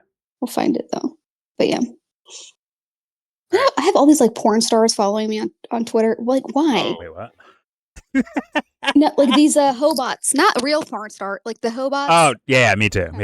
That's all I get as followers. Is it's like sexy Luna just followed you. Like, who are you? Nina Moon. Your favorite fan here. Like, okay. No, it's a Korean one. You mooned. You mooned. Sometimes it's like the same. I moon you. Right. Listen, let's be honest here. Sometimes it's weird, actually. Sometimes it's like the same profile picture, but different names. But like, hey, this person just followed you. It's the same picture, but different names on it. Like, okay, what kind of bot network is this shit? And why? I'm telling you, these hobots. I have like 99 unread like DM messages from I know bot accounts, basically. like just one like what? Like why? They're either shilling like pussy or crypto. Like, well, it's like, is it to keep you like engaged on Twitter? Is that the point? Like to keep you like engaged on it? Maybe is the idea. Maybe I don't know. Yeah. I really don't know. It's just very bizarre. You sure Prop doesn't have a bunch of spare time? That was a good joke. It's Prop like, yeah, YellBro. Watch this. Ram ranching, huh? Are you? Ram ranch. He's like, no, leave me alone. He's gonna ram ranch your algorithm, bro. All right, let's keep playing. Here we go. Democratic Party were very mad about that and attacked Biden for that. Good for them. I didn't say a word. I was kind of not even aware it was happening, but that was happening, and they deserve credit for being honest and decent enough to oppose genocide. So every president has been bossed around by this tiny country. Bill Clinton got blackmailed by Israel over Monica Lewinsky. They had a tape of him having phone sex on Air Force One with Monica Lewinsky, and they told him they had it, so they were going to release it unless he took their side in the Y River negotiation. So, like, I got a question about what he's saying. Trump just did something. Good. So he's saying this is going back since JFK. I've heard that before too, but it goes back to Truman. Well, at least, I mean, this is what he's telling the audience right now, right? And yeah, he's been a journalist, like a large journalist for over 30 years. Is like, what's going on? Like, is this something that like he just found out and he has to tell the world now, or like what like did he just like I don't get like, I don't know. I don't know, Jesse. I'm sorry. Like his job was to inform people, right? Like and like I mean honestly, like in my mind, he's just been lying to people, anyways. And I think he still is. He's just kind of changed what he's lying about, right? Like yeah, he's talking like he just learned of it, like within the last 2 or 3 years. But you know, like I guess he went on an apology tour to like, you know, say, okay, I was wrong about things. Like, I don't get like why, like suddenly, okay, you change your story, and now we're supposed to believe you because people agree or like what he's saying now. So they're like, yeah, he's saying what I was saying. Like that's why people should believe him. This is really confusing to me. Can I try to like guess your okay, maybe I'm being like biased towards my own logic, but let me like try to like guess your logic too at the same time, I guess. Like where it's like, if you experience this for how many years now, how come you're not like, I don't know, like engaging with ideas in like a way different way versus like assertions, which is what he's been doing for all these years, right? That's what he's saying, like got him in trouble almost in a way, right? Like, hey, I was dick riding Trump or dick riding certain ideas, whether it's like Iraq war to when Trump was in office and dick riding his ideas. And now I'm like asserting against it. How come I'm not like, shouldn't I like question any of this while I'm like on my way here? Like, why am I just like, aren't I doing like the same thing I just did like 10 years ago or 30 years ago? Am I not like doing the same thing just in different, once again, on the surface opinions? Like, is this evolution or is this a repeated cautionary tale? Honestly, because that's what it and it looks just like. looks fake to me with this, lumberjack like log cabin in the penthouse type of thing. Like Yeah, it's just telling it all you, looks fake. he's pretending to be Tim Allen from Home Improvement. Like you're not fooling anybody, Yes. little weirdo. Go make a rocking chair right now. Do it. Sand like 2x4 somewhere. Do it. You don't know how to do it. Go stand some wood. This is not saying that. Nope, can't catch me there. I noticed. Like I noticed you didn't say pan that. the camera around. I would love to see like where this set ends. This is not a room. This is like a I already fake told you room. I told you it's in a fucking penthouse in Miami. Okay, this bitch does not live. Like, look at how tan he is. He's clearly in Florida. A strong breeze, the walls fall down. It's like actually like a tropical like. Dude, he's wearing flannels. There. Listen. That lady already said, "Oh, I love the studio you have in Florida." I was like, "Florida? Why the fuck?" He's on Nebraska or Arkansas or something like that. What the fuck? I'm like, yeah. Like, isn't it supposed to be like New Hampshire or like Connecticut or like somewhere upstate? Fargo. And yeah, like a cottage or anyway. Oh, it's confirmed. Like, this Florida? is you in Miami? There's no log cabins. There's no like trees. That's what I'm saying. He's in a fucking set in a fucking like penthouse in Miami in a high rise. For sure. It's as real as Nick Fuentes and Biden's motel. It's as real as that. No, it's just like, for me, once again, it's like, if you're like a regular person, if I fucked up so badly as hey, everyone's like looking at me, right? Forgive me, like I'm an introvert, neurotic type person. So like, if I'm like on like TV straight up, like every day, and I fuck something up, man, I'm going ape shit. Now imagine fucking up like 30 fucking times. Imagine that. I'm like, damn, should I be doing this? What am I doing? And thus it begs the question of Tucker Carlson of like, you keep fucking things up. In fact, the new Trump administration, who he voted for and campaigned for, is now fucking up now, right? And yet he's providing the answer. But before that vote and campaign, he was also supporting dumb fuck shit before that. So it's like year after year after year of you fucking up. Why not walk away for a bit? Why not do something else, or like at least have like an honest intervention with your audience? Like, hey guys, I keep getting things wrong. Maybe you guys teach me, please. Nah, bro. One by one, join my show, please. Like, these guys never walk away. Right or wrong. They're still doing it. Exactly. And that was in the Nick Fuentes video. Like, yeah, he can't work at Walmart. Right? He can't walk away and just be like, you can't. You know what, guys? I got things wrong. I'm sorry. He can't do that. He can't do that. Get punch assassinated. Hey, how are you? How the fuck are you? I can't, like, be online at like, the DMV and see Nick Fuentes in the fucking, booth, right? I can't do that. It's not going to happen. It'll never happen. It'll never happen, bro. Hey there, how you doing? I'm Nick. Do you have your old license with you? Like, he's like, he can't do that shit with this guy. It's just not realistic in these guys' worlds and their lives and their minds because they're not punk rock and they're not the real deal. But also, they're following the script and the, I don't know, social pleasantries of the world we live in right now. Bless you. That's where we're at. So guess what? Tucker can't give up being a voice of the people. He can't drop it. He's stuck there. I mean, he has plenty of money, so maybe he can retire one day, but he's most likely still going to be here as a quote-unquote profession, which is voice of the people in one form or fashion, and that is so unfortunate. The rich people. Well, the thing is, James, they're going to tell us to shut the fuck up. Like, yo, you guys, shut up. Play Tucker. We'll see. Play more Tucker, please. I'm like, you fucking idiots. Give us some time. Give us 5 years. We'll be good. It's already being said now, though. That's the no. horrendous part. It's already being said. We'll be good. Whatever. We'll be ready.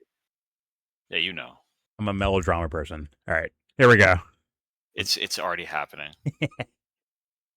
Trust the process. No, wait, that's Philly. Trust the plan. No, trust the plan. That's the Sixers. Nope. LeBron just went to the Sixers. Nope. All right. Trolling. All right, here we go. So every president has been bossed around the country. Bill Clinton got blackmailed by is that Philadelphia Israel over Monica Lewinsky. 76ers? Him having phone sex on Air Force Yes, One. With it is. It is the Philadelphia. And they told them they had it and said they were going to release it unless the Pennsylvania took their side in the White. It's a question. So like. It is the answer to the question. Did something that's There's a guy called The Answer. His name is AI. It's Alan Iverson. His nickname is The Answer. I don't see, and no one I know, including people who work at the White House and at the Pentagon, if you ask that question, like, how do we get out of this? They have no idea. So I'm really worried about it. I know I'm hated and called a Nazi for being against it. Sabby called us a heated It's bad enough that it's worth it to say it. Where it happens. Tucker Carlson, in 2021, you probably wrote that you hated Trump passionately. You later supported him in 2024. So here's the question. Why should listeners see this latest break as principle rather than another pivot on your side, on your part? How do you he's asking if he's pivoting. Well, I've had many pivots, and I've already explained 2 of them. I was wrong. Yes, you have. Because I'm wrong a lot, I guess. I mean, how are you right I flatter now? myself and say I'm not wrong a lot, but I certainly am wrong sometimes, and wrong on big things. I was wrong on Trump, and I was wrong on the Iraq War, and I'm sure a million other things. But anyway, I mean, I don't know what to say. People can judge whether I'm sincere or not. I don't really know what I'm getting out of this. Actually, I've gotten really nothing. It's like imagine someone batting, and I'm not going to whine and say I've lost a lot, but some. Including friendship. So I don't really know what my motive would be, but if I can't convince people, I can't. But I'm just telling you, I happened to be there and pretty close and saw a lot of stuff that is like what my motive would be. You mean you see which way the now I would just say quickly.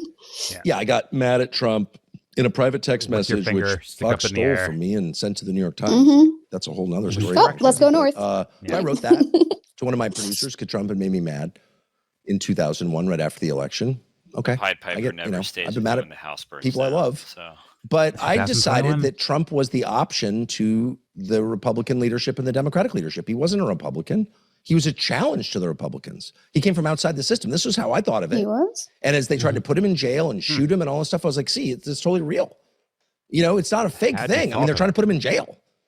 That's what I thought, and I still kind of think that. But somewhere along the line, after that Butler shooting in Pennsylvania in July of 2024, he changed like 180 degrees and started doing things he changed ran against doing. Butler. So like, you tell me what that is. I don't know. I don't think Trump. That's kind of ridiculous. In July, in July, he changed. Like that's kind of July 2024. Yeah, that's. I think he means 25, probably, right? No, he said Butler. Oh, okay. After he got shot. Shooting. Okay. Yeah, okay. Fair enough. Okay, fair enough. No, but that was right? like that was still on like script for Trump, right? He's still like, hey, they want to stop us from like stopping wars, right? Or they want to stop us from saving the country, right? Wasn't that like a narrative after he got shot at? Right? That's why I think I think so. Isn't that what he's saying that he fell for? Like they tried to kill him. Remember? Like that's what he said. They tried to kill him. Yes, but like so he would be referring to that. Hear that again because I might have. Yeah. Okay. No. He is saying that. Oh, James lost. Shut the fuck up. Go ahead. No, it's not a fake thing. I mean, they're trying to put him in jail. We did. That's what I thought, and I still kind of think that. But somewhere along the line, after that Butler shooting in Pennsylvania in July of 2024, he changed like 180 degrees and started doing things that he ran against doing. And so, like what he's doing, okay, he's selling that, oh my God, Israel tried, like that was the Israel threat saying, hey, next time we won't miss. Right? Like that idea is what he's selling right now. Yeah, okay.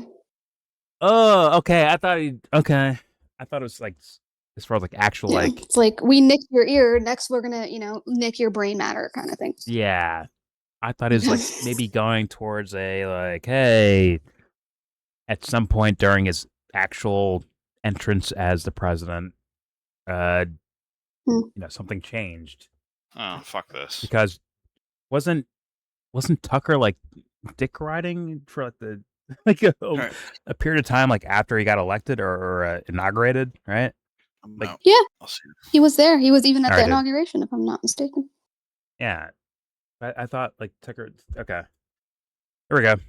It's like fuck me. That makes no sense to me. Here we go. You tell me what that is. I don't know. I don't think Trump's a great actor. I don't think he was lying before. I think something changed him. Something changed for him after the Butler shooting, and you just think it's just that simple. Israel. You don't have I don't know idea if it's that simple. Okay, but you have I no don't idea know what it if is. anything's simple. Well, let me tell you what I do know. No, I don't. Just to be clear, I don't know. And if I did, I would say it instantly. I know that Trump shut down the investigation into the Butler shooting. It doesn't make any sense. There's a lot of material that the FBI gathered into Thomas Crooks, who he was talking to on his burner phone, who he was talking to online, who he trained with at the range. They have tape of that. They've not released any of it. I pushed them really hard. The FBI director, the deputy director, the guy in charge of the investigation, I talked to them all. Why can't we see this information? And they wouldn't answer the question. Turns out Trump told them not to release it, to shut down the investigation. He's alone. You also said in your documentary that it was a far left group that, in a way, far left European group that helped plan with Thomas Crooks or like make him more extremist to do his action he did in your little documentary. Although I believe the FBI noted noted the groups that he was talking to allegedly as, hey, quote unquote white supremacists, like the typical right, not right. I'm not calling that right. That's fucked up. Extremists that dummies will call the right or call like extreme right. But in reality, it's just like mental illness, in my humble opinion. But like that thing, right? That's what you sold in your documentary. You said it was the far left, but in reality, the FBI was saying it was the other way around. It was the extreme right, quote unquote. Probably not right. Forgive me. My language is fucked. I'm trying to look after everyone. Forgive me. All right, here we go. Gunman, he's dead. So you lied in your documentary. Okay, then why can't I see the information that you gathered? Did he have contact with law enforcement before the shooting? Why can't you answer that question? And instead they yelled at me and called me names. The Trump people did. And I was like, if that's your response, then I think, like, I've got a bunch of kids, and if I say, hey, what are you doing? And they're like, shut up, racist. I'm like, I'm pretty sure you're doing something wrong then, if you're attacking me for asking. Like, it's just a tell. And so that's all I know, but I can't think of a non-sinister reason for Trump to shut down an investigation into his own attempted murder. Maybe you can, but I can't. I think it's one of the weirdest things I've ever seen in my life. And I know that at that moment, more people he started assembling, right after that, he started assembling his transition team. And I was really close to that. I knew everyone on that. And all of a sudden, these people are like, wait a second, with this guy, why would we appoint John Ratcliffe to CIA when he's the opposite of what you're running on? Like, John Ratcliffe is the opposite of what you're promising voters. Why would you do that? And I noticed this stuff, and I was like, this is very odd. So was Gina Haspel, but he hired her too, but I guess you were asleep when that happened, Tucker, which means you should quit your job and go refine what happened in your own life. not just politically, but you can start there if you want to. It's lame, but start with politics, I guess. Try your best there, then keep digging. What have you experienced, Tucker Carlson? That's why you're lame to me. It's okay, but I get it. Hey, listen, internet, I get it.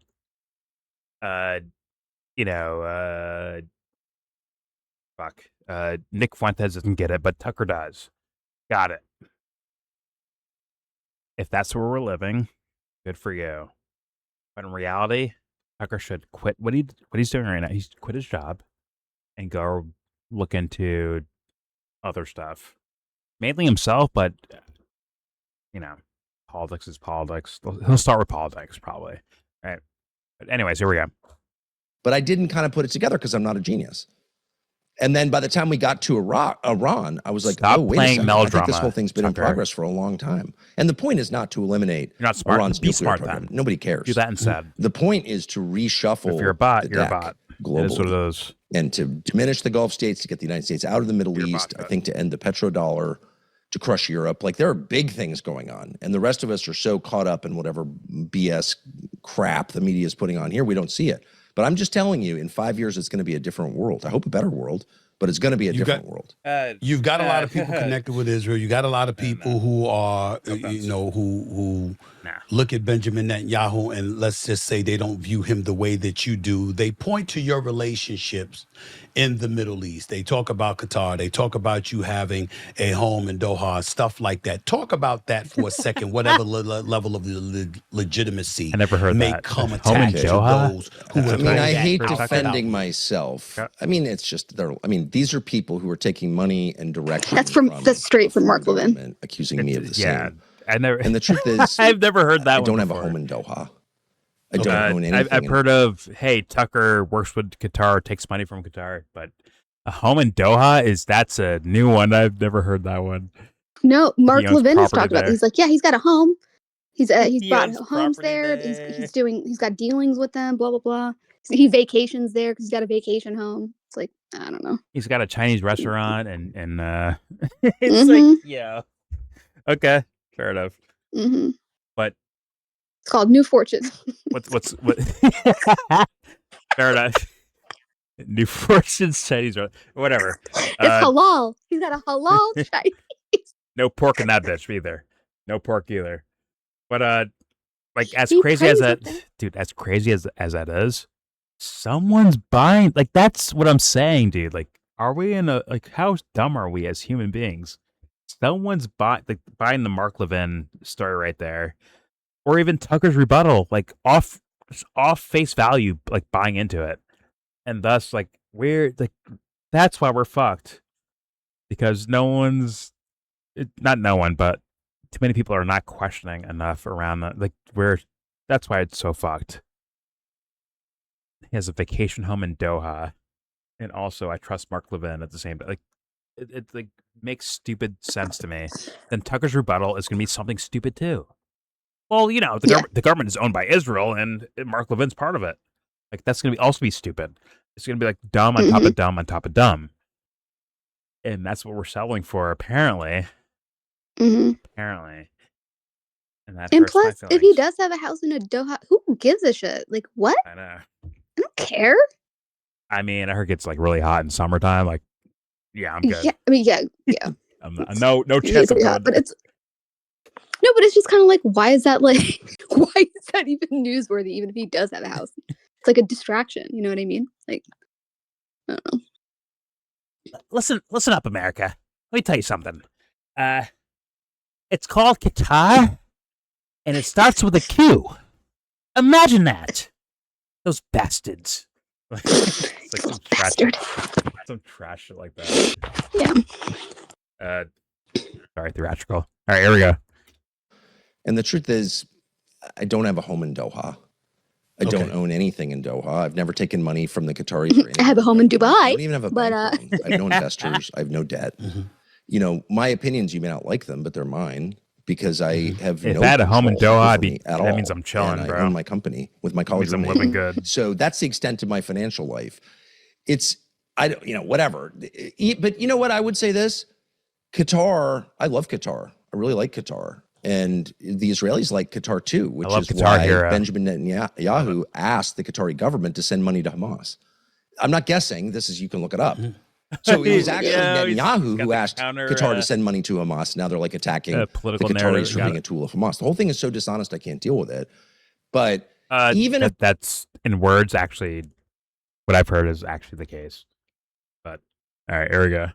It's like, I think it was like Israel to Qatar to Hamas. Yeah, but allegedly. That's been like a known thing. That's why Qatar is also sketchy in terms of like how they handle like, because they have Al Jazeera and all that, but then they're still like dealing with Israel to a certain degree. It's like, yeah, of course I know, like they're all in the Middle East. They have to deal with each other, but it's just interesting. So it's not a new narrative. It's more of old. Just like it is actually old, but it is part of the newer. For the newer view, like there are like people like reading that now, probably getting into it now. Be fair, yeah, and then every time Israel like it's brought up, all they'll say is, "Oh yeah, well of course we had to give it to Qatar because they're the only ones who deal with the Hamas or Hezbollah or whatever." So that's the only way to, get to them. And it's like, but like, why are you giving them money? Just we're doing diplomacy. What's wrong with you? We're doing diplomacy. But okay, they'll probably say, "Oh, it's aid money." Right. It's for the we're the most moral army on earth. That's why we're trying to like help out other people. It's for infrastructure, for water. Yeah. Okay. Desalination plant. We love clean water over here. Mm-hmm. But Hamas is so corrupt. They just used it for bombs. They use it for AKs and yeah. Okay. All right. Here we go. If I were like being bribed by Qatar to, I don't know what Qatar bribes people to do, even if that were true, you'd still have to contend with like, well, I don't know, is what he's saying true? Is the Iran war going well? Is it in America's interest? Did the administration say we're following Israel? They did. Yeah. Is genocide being committed in Gaza? Of course, objectively. The numbers are there. Go on Wikipedia. And so it's like, it doesn't even matter. Yeah, they attack me as a person. I'm a bad person. I'm a Nazi. He's okay, well, I'm not the dad at all. Guy. But even if I were, it wouldn't change the fact that you're committing genocide and this war is hurting my country. Like, right? So since the country is so hurt and we've got a two-party, a binary system, Democrats, Republicans, you are not for either side. Obviously, you've been talking about a third party, but Stephen A., at least pretend you're not reading. At this particular moment in time, is that even remotely plausible? And if so, I mean, where do we go from here, Tucker Carlson, based on everything you're telling us about the state of this country right now and how both parties are a bit shady, to say the least? Where do we go from here? Well, it's not even that they're totally shady, of course, but they're in agreement on the big issues. And the big issues, just to restate, are the economy and foreign policy. That's where all the money is spent. How do we apportion the spoils in our system? Like, who gets rich in America? That's the economy. And foreign policy is, who do we bomb? Where do we send money? We have a military that consumes like 80% of our discretionary budget. Okay, it's $1.5 trillion a year in funding. So what we do with the military really matters. Okay. You're saying these ideas. Was you about to say like trans right there? Whatever. Okay. You have these problems, right? So then, like, actually assess it for me. Like, lay it all out. Tucker, pause. Let me know like what you actually have like problems with it in detail, with what's happening in foreign anything, right? In detail, as far as you understand. Let me say what he does. Here we go. You have a military that consumes like 80% of our discretionary budget. Okay, it's $1.5 trillion a year in funding. So what we do with the military really matters. The trans stuff, I think it's meaningful. It's crazy. It was, but that's not the pressing issue. Trans stuff. The parties disagree on trans. Ooh, I'm for trans. You're against trans. Okay, great. But on the big questions, they're aligned. They are on the same page. Chuck Schumer agrees with Donald Trump and Trump with Schumer on the tax code. Whatever they say, they agree on the tax code and they agree on the Iran war. So all I'm saying is it'd be nice to have an option. Like, someone should have a party for like the rest of us, because most Americans don't agree with the tax code and don't agree with the Iran war. So where's their representation? Now, what am I going to do about it? I was waiting for you to run. So a lot of us are just kind of sitting here being like, where's Stephen A? Is he getting in the race? But if you don't get in, It's like there just should be a real option, because otherwise it's not democracy.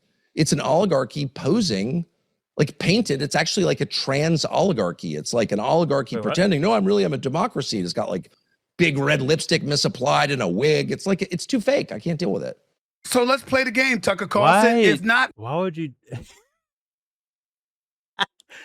Okay, fair enough.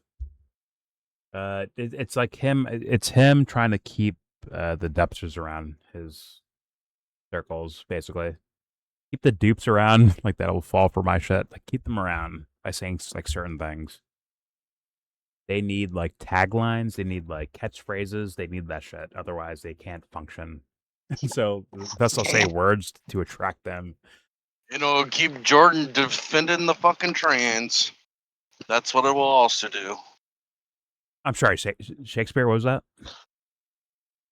You call upon all the gays and the trans to come towards you, right? Sure. What else? That was it? You want to hang out with the fags. I mean, that's what you're saying. You want to hang out with the fags. Got it. Is that it? I guess he's done. Okay. Moving on. Let's hit play here. There we go. It's like an oligarchy pretending, no, I'm a democracy. A little bit like it's dehumanizing. It's big red lipstick misapplied and a wig. It's like, it's too fake. I can't deal with it. So let's play the game, Tucker Carlson. If not me, somebody else or me. If I'm running for president or somebody like me is that, Sebs? What he said about the his kind of metaphor for all this. It's less so that. Understand. Well, it's less so that. It's more so like it's almost like he's like winking and nodding at the dumbest amongst us for like certain appeals. And don't worry, right now they're like, yeah, Tucker. In 10 years, you're like, fuck Tucker, bro. I never liked him anyways. But we're stuck here right now. We're stuck with dummies right now. And it's like we're here. It is what it is. Same with Nick. Okay, that trans democracy oligarchy thing. Okay, I was just kind of confused. That was like a kind of a wink and nod thing. It is what it is. But overall, in my opinion, at least, it's like a culture. Hey, look at me, guys. I'm on your team. And then in 10 years, those same people will be saying, fuck you, Tucker. In my humble opinion. But, maybe it won't be HBO. It'll be on YouTube instead. Let's apply. There we go. The new HBO. There we go. It's going straight to Tubi. See? We started watching some of the original Tubi movie. I'm like, why, guys? Like, what is this shit? Whatever. Okay, here we go. Hitting play. Here we go. Applied in a wig. It's like, it's too fake. I can't deal with it. So let's play the game, Tucker Carlson. If not me, somebody else or me. Like, if I'm running for president or somebody me. Like me, why the fuck are you? What does Tucker Carlson want from the candidate himself that could end up in the presidency? What would you want from us that you haven't gotten from either party? I'd want what everyone wants from his or her leaders, what kids want from their dads, what employees want from their bosses, what soldiers want from officers, which is love, concern. That's it. Wait, what? I mean, a lot of these problems are complicated, but you're never going to fix them unless you begin with a desire to help and uplift the people you're in charge of. It's that simple. And if you're having wars with Iran or letting 100,000 Americans die of drug ODs and doing nothing about the drug cartels, it's pretty obvious you don't care about Americans. And yo, Tucker, that answer right there about love, you better take it seriously. Like extra seriously. Meaning if God demands you run down San Diego Boulevard butt naked saying I'm whacking it in San Diego, you kind of have to do it at that point, right? Because the point is for love. Not for you, for your own personal sense of things, but for love, right? So thus, live by it, my man. Otherwise, fuck off. Otherwise, you're a fucking faker. and a pretender. But I hope you mean that. I really do. I really do hope that he means it, what he's saying. Here we go. And if you're having wars with Iran or letting 100,000 Americans die of drug ODs and doing nothing about the drug cartels, it's pretty obvious you don't care about Americans. And so there are lots of potential solutions to these problems, and I'm happy to debate them. But we can't even get there until we get leaders who sincerely care about their people. And we don't have that. It's obvious. It couldn't be more obvious. Oh, we're going to let the Epstein files become public. No, we're not. Shut up. Stop asking. Shut up, conspiracy theorist. It's like, what? You obviously hate me. You have contempt for me. And they do. And I would know since I spent my life around them. I'm just talking about Trump. I mean, our leadership class. So we can't have that. We need people who have a sincere love, not of the country, but of the people who live in the country, the citizens, Americans. Let's go. And we don't have that. And so that's really the first thing I'm looking for. It's not some magic. How do you fix Social Security? I don't even know. You know, I don't know. It's too complicated. Love. How do you fix schools? I have some ideas, but no one is even trying. Education in America is a freaking joke. Pick love. Like, it's a joke. You can't send your kids to a public school in a big city or even in a small city. They're terrible. And only people who have no choice do it. Is there an effort to fix that? No, none. Zero. So, like, all I want is to see that someone cares. And most people, I know, feel that way. Like, they're sort of post-ideology. I don't know the right answer, but I know you don't care at all about finding it. And so up yours. Get out of here. Leave. That's how I feel. It's like Jordan. Listen, I can't deny what you're saying, but the flip side to it is that you're simplifying it. One would easily argue. That you know, answer. when people have heard Tucker, I like that answer. Hey, you're not about it? Like, leave. Go away. Do something else. I'm with you, man. Just don't be a liar, though. That's all. Don't be a liar. There we go. Worse. Get out of here. Leave. That's how I feel. That's right. Leave. Listen, I can't deny what you're saying, but the flip side to it is that you're simplifying it. One would easily argue, you know, when people have heard you talk in the past, whether it's about immigration, whether it's about race, it's about demographics in this country or whatever, they may not share your point of view. A matter of fact, some people may be put off by some of the things they may have that have been put out there about you. But again, we don't know how accurate it is. Empathy. I guess what I'm asking you is when you think about this country, what's your ideal of a perfect America? Because a lot of times, I got to tell you, I'm not going to say you because I haven't seen much of you, even though I used to try to watch you on Fox News a lot more than I see you right now on YouTube and stuff like that. I'm just a busy guy talking. What can I say? But I when people talk about you, they feel like, listen, nationalist point of view, America first, last, and only, for the most part, until the latest stuff with Israel has come about. And there's a lot of folks demographically in this country that wonder whether or not you vibe and your thinking, your vision for this country vibes with what they would like for this country. Talk about that for a second here. I would say nationalist, America first. I mean, there's literally no other acceptable way to run a country. So if I've got kids and I'm like, I like the neighbor's kids more than my own, I'm a bad father, okay? So the only justifiable position in a democracy is put the country first. Like what? That was a bring it back to Israel statement right there. That wasn't like a real statement, really. It wasn't like a, hey, love everyone thing. It was like, hey, why do I love the neighbor's kids more than my own? That'd be kind of crazy, actually.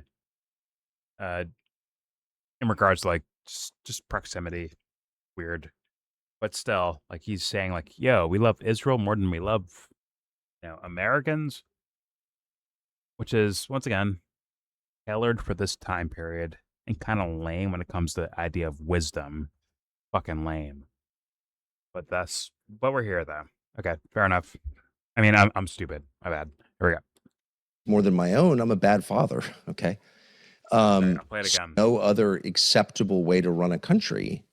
So if I've got kids and I'm like, I like the neighbor's kids more than my own, I'm a bad father. Okay.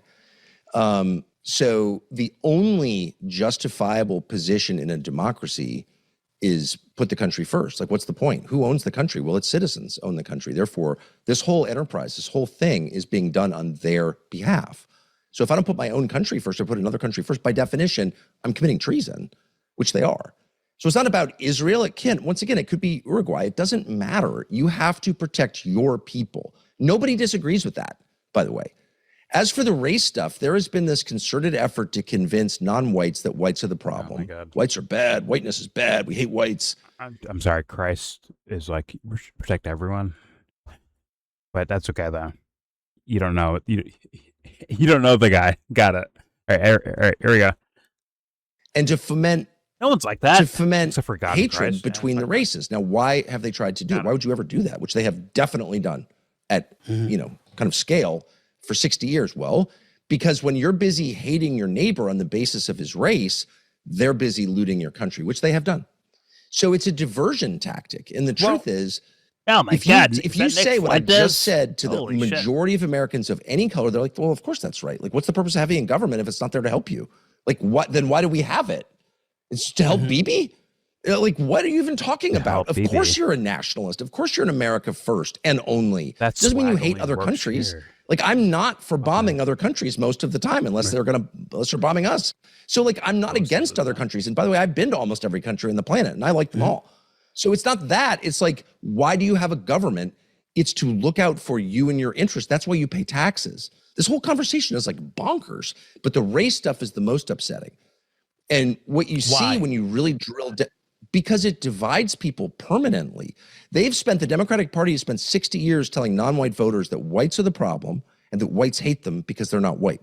That's a freaking lie, dude. That's a lie. Okay, but what about... And a lot of black people believe it. But Tucker, as a black man, what about from an historical perspective, looking at slavery, looking at Jim Crow laws, looking at the in Chicago, of a white populace that existed in this country, and simply acknowledging, look, that populace that existed...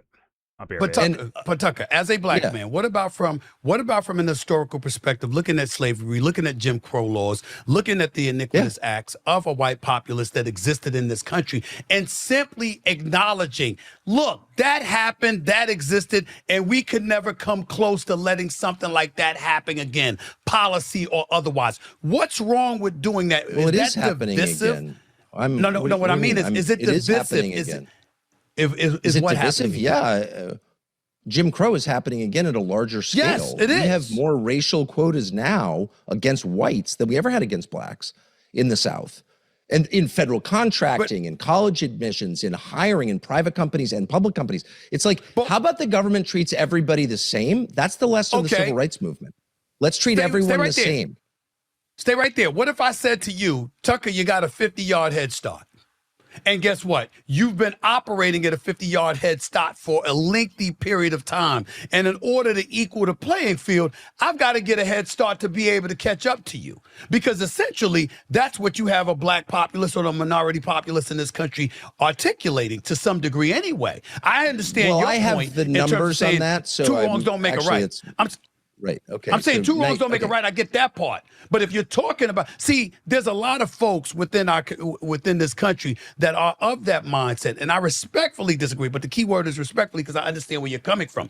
I'm just simply saying, if you've been operating as a society, as a community, with a head start for a lengthy period of time, how is the playing field ever supposed to be equaled if we were never given a come up? I mean, at some point in time, that premise has to be addressed, does it not? Right. I mean, look, I would say, I think it's really important to articulate why racial discrimination is bad. And because it's bad, it's always bad, no matter who commits it, period. Period. It's inherently bad to judge people and to punish people on the basis of their skin color. Do you agree with that? I agree with that. Oh, you do agree with what that? I'm saying. Okay, then I totally agree. Well, then we're done. I'm not disagreeing. No, I'm not disagreeing. I'm simply pointing out that, again, if the objective is to have a fair and equitable society for all, how is that supposed to be accomplished if folks are operating from behind the 8 ball because of years of laws and policies and things that subjugated the community in this country? How is that supposed to I think that people whose ancestors were dragged here against their will in slavery are at a disadvantage. However, I think it's a lot more complicated than you're saying. I think that does hurt people generationally. Clearly it does. However, the idea that it's all whites are racist, then you tell me why whites, and you can check the Department of Labor stats on this if you want. They're on the internet. Whites are like, I don't know, 5th or 6th for income in the United States. So white people are not the rich people. Nigerians, your average Nigerian in the United States makes more than your average white. So tell me. Oh, fuck. Okay, we found the, we found it. We found it. Okay, we found it. There it is. Okay. Actually crazy. We found it. Now, once again, listen. Tucker can make arguments in regards like, hey, man, we should like, can't we all just like get along? You could do that, but you can't like do the opposite argument and say like, well, that's more correct. You can't do that one in my world, in my opinion, at least. And he's doing that right now. Aren't like Nigerians like these fucking nurses and right? What's the fucking job numbers? Like, these nurses out here, these fucking teachers out here, they're making a lot of money, man. He's choosing. Let me tell you, Steven. Steven. He's choosing Nigerians because of all the Africans that come here. Nigerians tend to be the ones that have like the most degrees in colleges or whatever, in engineering. Yeah, it's a stereotype. Yeah, and all that shit. So at this point. Yeah. They're kind of like the India of, yes, of Africa in terms of the way that they're placed here, right? Like their wealth or whatever. It is a stereotype. Anyway. It is. Yeah. Like even like the athlete is like, yeah, mom would not let me like do this sport unless I got like A's in my class. Otherwise, I'm getting my ass whipped. Mom's gonna fuck me up if I don't do this. So like it's actually like a kind of a stereotype. In certain circles, it's like a stereotype. Mm-hmm. But yeah, and Tucker's like, look at these fucking fools coming over here, man. He's like, I got the numbers. He did say, he's like, I got the numbers, bitch. Like, it's like Nigeria. Okay, yeah, let's go. Listen, here's the thing. It's not, honest to God, it's like, fuck race. Like, honest to God, it's like, who is not, I don't know, not getting enough for their lives socially, right? No one can help you out, like, existentially. You're on your own. On an existential level, you're on your own. But socially, like, hey, man, maybe you can get some more groceries or have better living situations or some shit like that, right? That makes sense to me. Yeah. And that's where but unfortunately, that's not the focus. It becomes like this. Racially, who's doing what, from what group, not Bob. How much money are they making? Yeah, what kind of jobs are they doing? It's not Bob or Tammy. It's what group are you in? And then we'll do things based on that. And that's very unfortunate. And it's anti-fucking human. And once again, whatever. I was going to say the Jesus thing again, but we'll keep it moving. All right, here we go. Labor stats, Jordan. Labor stats. God. Yeah, sure. Labor fucking stats. Sure. Hey, guys, don't we die one day? Oh, anyways, whatever. Who cares? Got it. Anyways, let's play. Here we go. Whites are like, I don't know, 5th or 6th for income in the United States. So white people are not the rich people. Nigerians, your average Nigerian in the United States makes more than your average white. So tell me if there's this like system. So I guess what I'm also saying is that like their average this country has become so genuinely diverse. Like when I was a kid, it was black people, white people, some Hispanics, very few Asians, and really no one else. And the black people, their families have been here as long as mine, hundreds of years. I mean, their families were dragged here in colonial times, some of them. So that was a different picture than what we're looking at now. Now we're going to get to a place by the time I'm the original American. A couple more decades where the majority of black people in the United States are not the descendants Native of Americans. So then it's like so do we owe affirmative action to an Eritrean when he arrives on a visa program? I don't think so. So excuse me? What? So the only this man. Go back. Go back. He said Eritrean. Bro, I knew already. Give me 1 second. Let me like close and open this shit to reset it. It's not glitching at all. All right, here we go. Couple more decades where the majority of black people in the United States are not the descendant of American slaves. So then it's like, so do we owe affirmative action to an Eritrean when he arrives on a visa program? I don't think so. So like this whole thing is nuts. Who the fuck asked the only solution is to That's actually crazy. That's actually crazy because I'm not even saying like reparations, this or the other, but it would literally be based on like like whoever they're going to be able to trace. Why would they give it to like random Eritreans or whoever the fuck? Like that's interesting. No. Well, your skin color, so that's why you gotta listen. They all want money from us. Listen, we are very intelligent, high IQ people here, and you guys are like mooching off of us, and you think that you can use your dark skin to get money out of us. It's not happening, okay? Me and Tucker are going to stop you. Right? We're going to stop you right crazy. now. We're going to stop. We're going to stop you in your tracks. Why? Fuck me, dude. That's why so did he pick the crazy. most obscure? Nobody knows what Eritrea is. I'm so wrecked right now. I'm actually wrecked. Somehow he knows this, I guess. Hey, shout well, to he Tucker. did live in DC for a long time, so he probably encountered many. Stop it. Tucker's just smart, okay? He just knows, okay? He knows better, so... The jig is up. The jig is up. He's a very brilliant man. He knows, okay? He's savvy. He gets it. All right? I'll back up. We just owe this Eritreans? Like, excuse me? That is actually kind of random, but it's also hilarious. Sorry, you like, in contrast to like, Seth, when was the last time when hilarious. he was like, Israel, like, he's like, it's a small country the size of Maryland. It's like Maryland. You remember that? Yes, I do. I guess you're being like targeted, actually, I think, at this point. I am. I'm like, he's like, this motherfucker. I swear to God, this motherfucker over here. At Tucker's house, he has a finger pointed at you. He's like, her, right there. There they are. They're fucking my day up. These fuck. Eritrean? Okay. That is actually like so random. Very random, actually. That's actually extremely random. Yeah. But okay, let's hear his point, I guess. Yeah. Of where he's going. Yeah, all right, here we go. Picture than what we're looking at now. That is crazy, now we're going to get to a place by the time, if in a couple more decades, where the majority of Black people in the United States are not the descendant of American slaves. So then it's like so do we owe affirmative action to an Eritrean when he arrives on a visa program? I don't think so.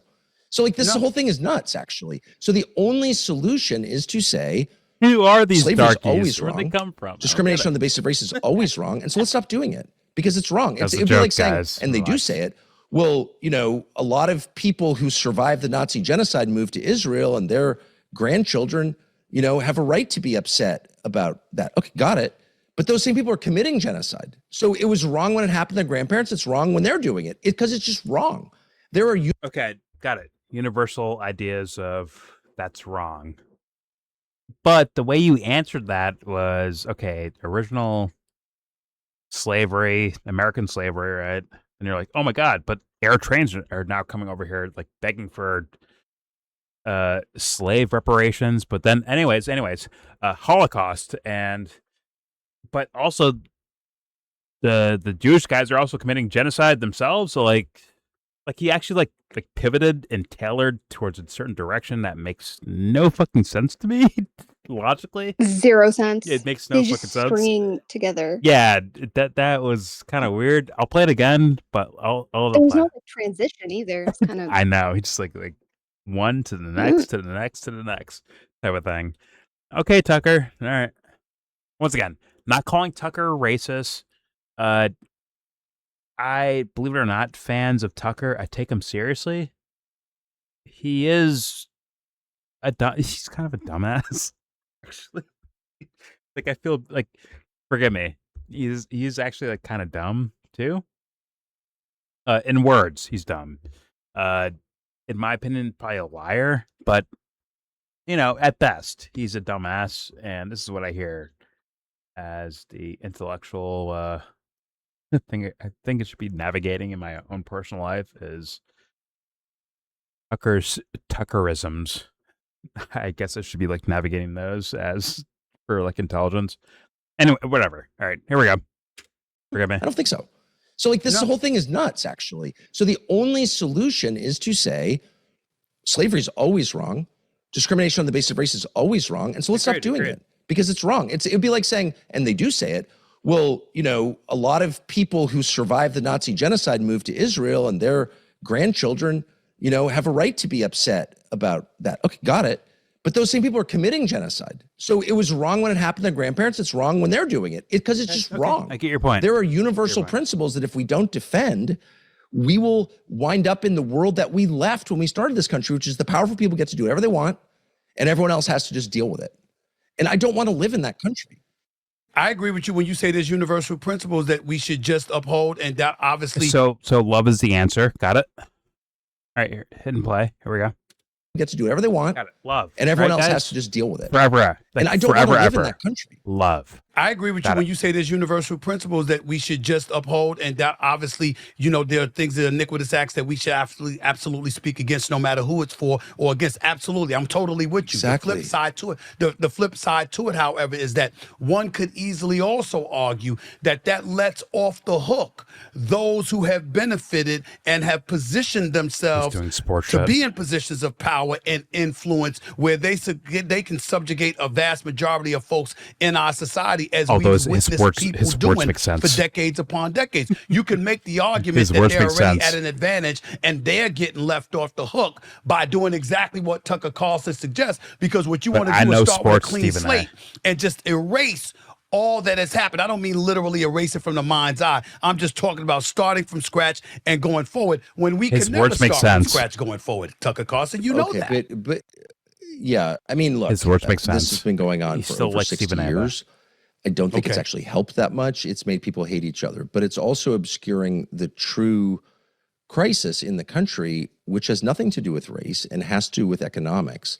And the people benefiting from the private equity scams and the crypto scams and all the other scams underway in the American economy. We don't really produce anything. Why are you lend money? No, hold on. I'll back up. I'm sorry.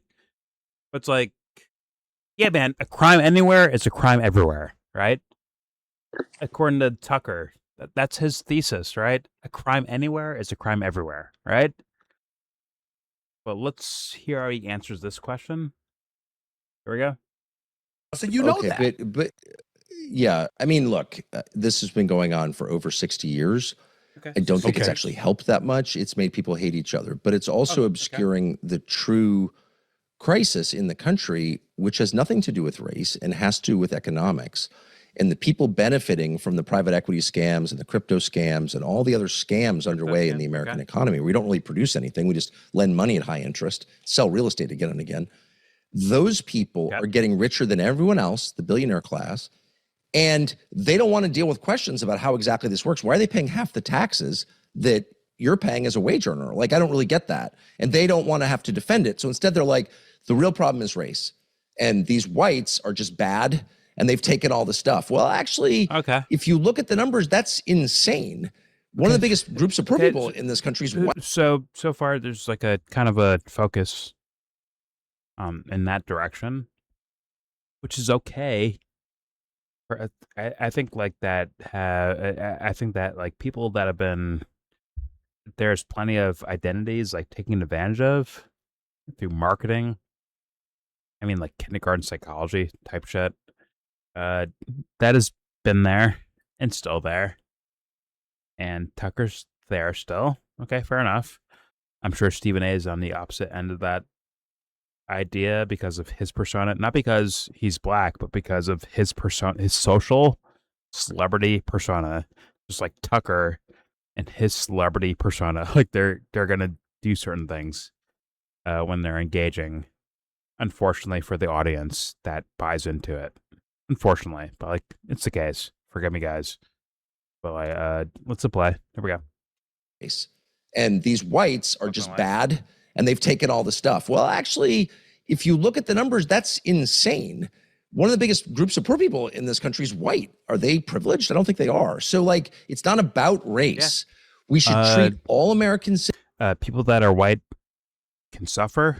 People that are black can suffer. People that are any color, creed, culture, skateboarders to video gamers to athletes to politicians. They can suffer because they're human beings. All right? Fucking ants can suffer. We can all suffer. What's the point, though? Where's the wisdom at from Tucker or Stephen A. or Nick Fuentes or Hunter Biden? Where's the fucking wisdom at? It's probably not there, and thus I have to yell at dumpster. All right, here we go. Citizens equally. That's the whole point of the civil rights movement. That's the whole point of the Constitution. And we're not, So and we sad, should. man. And then just say, look, Man, it's not about ignoring the crimes of the past, which we should not do. Okay. We should never lie about anything. It's just about being honest about what's actually happening. And the real problems stem from the way our tax code is structured. And most people don't even think about it because no one in the media ever talks about it. It's like, really? So if I invest money, I pay half the tax rate as if I go to work? So are we saying that it's twice as virtuous to invest or to get inherited money as it is to have a job? That's what we are saying. Because we tax things we want to discourage. That's why cigarettes are expensive. So, like, are you really going to say with a straight face that you're like twice as good a person because you inherited money as I am because I go to work every day? Because that's what we're saying. And so in a normal country, you just like have a revolution. People are like, I'm not putting up with this. But in our country, because every conversation is controlled by the media filter, we don't even know what's happening. And so people are like, well, my life sucks. It must be the whites. Or some whites are like, it must be the blacks or whatever. It's like, this is racial foment. This is racial conflict, which is created by the people who are taking all the money. Whether anyone agrees or disagrees. If you think race, because if your life in your mind sucks, and you think it's because of race, you're an idiot. Not probably, you are an idiot, and thus we're stuck there, and we're waiting for you to catch up. There's a special few waiting for you dummies to catch up to us. Just saying. And yes, Tucker is appealing to that crowd too. But I guess the white version of that. Yeah, if you're appealing to that, man, good luck to you. But you're lost. You're a dummy. And I will always call you dumb because blatantly, logically, it's dumb as rocks. Anyways, here we go.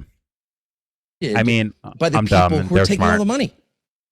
Whether anyone agrees or disagrees with you, I think, especially me sitting here talking to you, I really, really appreciate the fact that you're willing to tackle any issue, and I'm thankful for that. So thank you for the conversation. Let me ask you this, just a few more questions before I let you go. I'm thinking about the Nick Fuentes interview, for example. Yo, Sabby. And wait. Yo, Sabby, where's the giant clash of like, oh my God, should I look it up real fast? Let me show you real fast. Just for the sake of Nick Fuentes one. Sabby Sabs, right? What was their title? What was it? No. Okay. Go to our channel. Play videos. Get Tucker Carlson heated debate, right? Right? You see that right there in the middle? Right here. Yep. A very heated debate. Okay. I've been waiting for that. Maybe it's here now, I guess. I know that Steven's sweating. I know that Tucker's sweating. Maybe it's like a sweat off. And it's like, yeah, their rooms were hot, so thus heated debate. You know what I'm saying? Maybe that. Well, Tucker's in Miami, so you got that Florida heat. He's in the lagoons of fucking Florida somewhere. Battling gators. You got it. But all right. But like, yo, Sabby. Debate, battle, heated, right? Here we go. Let's find out. Haven't heard it yet. Here we go. To transition a little bit to this because, I'm wondering about where the line is between exposing extremism and normalizing it when you have somebody like him that you had on your show. I remember people were criticizing you. I didn't watch the interview. I saw, clips of it, but I didn't watch the whole interview in its entirety. And I remember people accusing you of being quite soft on him, even though I can't imagine you being that guy. But that's what they were accusing you of. And they were saying stuff like that. But we know some of that's a major fucking pause. Jesus Christ. I can't imagine you being a soft guy. That's crazy. All right, here we go. In its entirety. And I remember people accusing you of being quite soft on him, even though I can't imagine you being that guy. But that's what they were accusing you of. And they were saying stuff like that. But we know some of the things that people have felt he said and some of the positions that he has taken. From a generic perspective, extremism compared to normalization. Where does Tucker Carlson draw that line in the sand, particularly considering the position that you're in now and the kind of influence you wield? Both these fools' ACs I think it's broken. really important not to normalize extremism and to call it out by name and to say, yeah, I think he's talking about correctly. Like what you're saying is crazy and extreme. I think it's super important to say. It's like, oh no, this is normal. And I think one of the most extreme beings I've ever met in my life was Lindsey Graham. And I would say maybe the second most extreme I've ever met is Ted Cruz. Generation Z, both U.S. senators. Lindsey Graham unfortunately passed away recently. Ted Cruz still represents Texas. These are people who have called for murdering innocents at scale. Hey, to see, stop messaging her and like showing up after you guys like exchange like messages like that. Stop it. Oh, I'll summon. I know you did. Casey, I know you did. Just stop it. Please. She never tagged me a message. I know you did. It's okay. Moving on. Please don't forget to let everybody know to have some fish and crisps.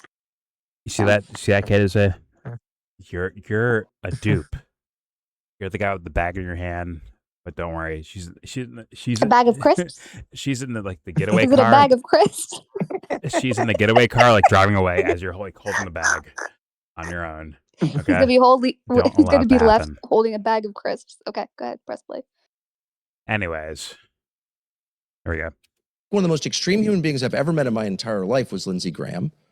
And I would say maybe the second most extreme I've ever met is Ted Cruz. Both U.S. senators. Lindsey Graham unfortunately passed away recently. Ted Cruz still represents Texas. These are people who have called for murdering innocents at scale, bombing people who did nothing wrong, killing kids, and have done that for like decades, who have openly called for the U.S. government and American citizens to be more loyal to a foreign country than to their own, who have called for banning Americans' right to criticize a foreign country, eliminating free speech on behalf of a foreign nation. You can criticize your own country, totally fine. You're not allowed to criticize a foreign country. That's so crazy that I can hardly believe it's happening, and nobody says it. So you'll go and you'll interview Lindsey Graham, or I interviewed Ted Cruz last year, and people are like, oh, no one is like, I can't believe you're sitting with that wacko extremist Ted Cruz, who's literally called for murdering people. And by the way, has helped murder people. He's a United States senator. He's not a podcaster. He votes for things. He appropriates money. Yep. That guy has blood on his hands, the blood of countless innocents, but it's totally cool to sit with him. How does that work? I don't understand. Not one person has ever said, I can't believe you sat across from Ted Cruz. He's a murderer, which is true. But because we're so you're calling the senator. You're calling a senator. Brainwashed. Hold on, Tucker. These are political officials you have known, just like you've known Trump. You've known a lot of guys on Capitol Hill. You've interviewed a lot of them. You've talked to a lot of them. You used to be on Fox News, which is a top-rated show at 8 p.m. after you succeeded Bill O'Reilly. You used to talk to these folks all the time. And now here you are on this show. You're calling them a murder. You're calling a guy like Senator. Is he going to call Donald Trump a murderer? Well, it's true. Ted Cruz is calling for the killing of innocents and funding it. And so what I'm actually calling for is not calling out poor Ted Cruz, who's suffering, who's already living in hell. Yeah. And I'm not even mad at Ted Cruz. I want to awaken people to a real moral framework. So you have people who say ugly things. And framework. You know, that happens everywhere. I'm against saying ugly things. I try not to. I try not to do that. But you just did. That's a very ugly thing to say, Tucker. I mean, to call a senator, it's an ugly thing to say, Tucker. First of all, I don't, because he is a senator, it actually matters. It's not ugly, it's a fact. Ted Cruz has called for killing innocents. He's done it to me many, many, many times. We'll just bomb them. Just bomb the whole city. Just blow them up. What? There are people, thousands, millions of people who live there who did nothing wrong. They have no role in this. They have no role in a nuclear program. They're just going to work. They're little kids. That's crazy. That is extremist behavior. And he has the power to make it happen. He's a U.S. senator. So, by the way, we should get back in the media into the habit of criticizing the powerful. I know everyone's upset about some 27-year-old gay kid. I'm sorry. If Tucker's a play, it's going to work. I can smell it, man. It's going to work. He's saying the words that people want to hear straight up. That's obvious, I think, right? He's saying if he's a play, right, it's going to work. Will work. If he's for real, it's incomplete. So you're fucked either way, but like still. Someone being honest is different than someone like playing a game. And if he's playing a game, once again, it'll fucking work, man. It'll work for different reasons. And well, in my opinion, yeah, it'll work. Oh my God, Tucker is so concerned and cares so much about our shit. He says the exact words we want to hear. That's what's happening right there. Like, it is what it is. Sorry, politics and content creation and fans of content creation. Yeah, this is light work. It's a kindergarten light work. It is what it is. But all right, here we go. The powerful. I know everyone's upset about some 27-year-old gay kid, Nick Fuentes. Ooh, he says naughty things. Yeah, I agree, whatever. But who cares? The gay kid. What we should care about is when powerful people misuse their power to hurt the innocent. And Ted Cruz is doing that. And so are a lot of other senators. So I'm just waiting for someone to call me and be like, I can't believe you platformed Ted Cruz. I can't believe. How do you live with this? Do you sleep at night? I mean, did you shake his hand? The hand of someone who called for the murder of innocents? I can't believe you can live with yourself. I'm waiting for that moment. It'll never come because everyone's so freaking brainwashed that they think that whatever that little gay kid is the threat. Oh my God. I've seen you talking to Megyn Kelly. I've heard Candace Owens' position, and she talked about fearing for her life. Clash here. Where are you right now? I'm talking about psychologically. Do you find yourself sitting back concerned for your well-being, considering the positions that you've taken and the, dare I say, enemies you may have provoked? It's obvious. Well, I mean, where am I right now? I'm in a bunker, hundreds of feet. I don't mean where. I'm not asking where because I don't want you. I don't want you to tell your location. I don't want you to tell your. I'm just talking psychologically. I'm saying, where are you right now? Candace Owens has been on the record talking about she thinks they may try to take her out. Who knows what others like Megyn Kelly are thinking? What is your thinking? Where is you Candace right now? Owens? In light of the things that you said, anyways, the conversations and the dialogue you reading so hard, and how you've incited enemies against you. Well, from my perspective, I told the truth, and some people didn't like it because it was inconvenient to them. But I would say all of us, if you live to a certain age, and you have, I think we're like the same age, you see people you love die, and people who were totally fine one day and they're gone the next, and it's incredibly sad. It's the saddest thing, but it's also a reminder that we're not in charge of our lives. We're not in control. And you think you have forever, you don't. You have a certain time, you can't control that. And so every day, sounds like a bumper sticker, but it's real. Every day really is a gift. We don't treat it that way. It's just like, oh, it's another day. No, it's a gift. And we don't know how many days we have left. None.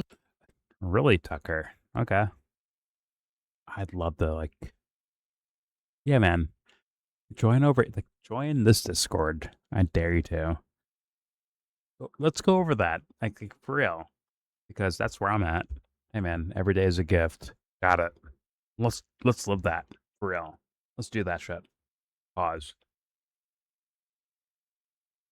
Once again, don't trust Tucker, but I hope for everyone, please be for real or, honest or legit.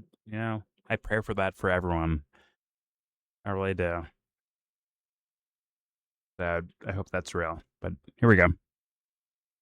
And so every day, sounds like a bumper sticker, but it's real. Every day really is a gift. We don't treat it that way. It's just like, oh, it's another day. No, it's a gift.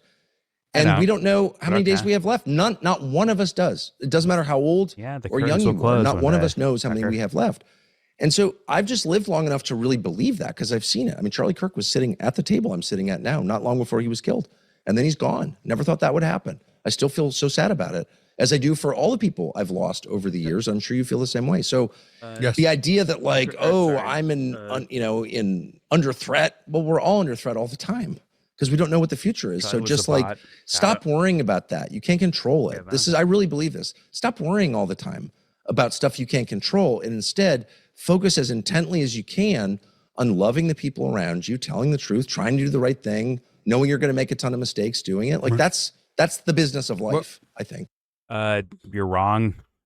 Please worry, but also rejoice. All of it. Whatever you can get your fucking hands on, do that. Sorry, I have to. I have to like clean that up.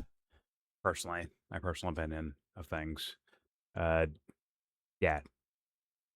Yes, worry and also rejoice. All of it. It's all yours. That's the point. But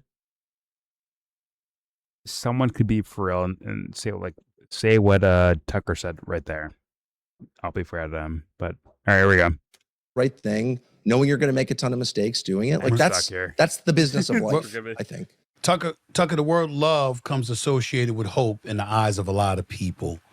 And you've used that word a lot in this conversation that you and I have just had.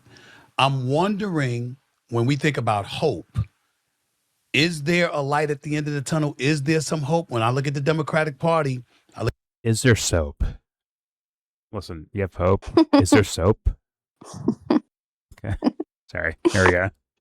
Look at Governor Josh Shapiro out of Pennsylvania. Don't disrespect. I look at Governor Westmore out of Maryland. I see Governor Gavin Newsom out of California trying to gain traction. We've heard about Bashir out of Kentucky. We know Rubio and Vance are in the mix with the GOP. We've seen Governor DeSantis and his leadership in Florida, even though I might have a couple of issues with him. Where are you in terms of candidates that exist on either side of the aisle? Is there... Oh, wait. Josh Shapiro? LeBron is now in Philadelphia. Josh Shapiro named it LeBron James Day. He's a bot for that, but he did it anyways. We're here. Just saying. All right, here we go. Whatever. They're about to put it up on all the signs in Pennsylvania. Welcome, Pennsylvania. Based on what you've observed over the last 18 months or so. LeBron James Boulevard. It's just yeah. As you were reading those names, I know a lot of those guys. I just had this image in my mind of the Wizard of Oz and all the dwarves. Like, we represent the Lollipop Guild. Like, it's such a collection of mediocrities. I'm sure they're not all bad people. I'm guessing, but I'm sure they're not. But none of those people is going to save this country or make your life better. I mean, honestly, let's be real.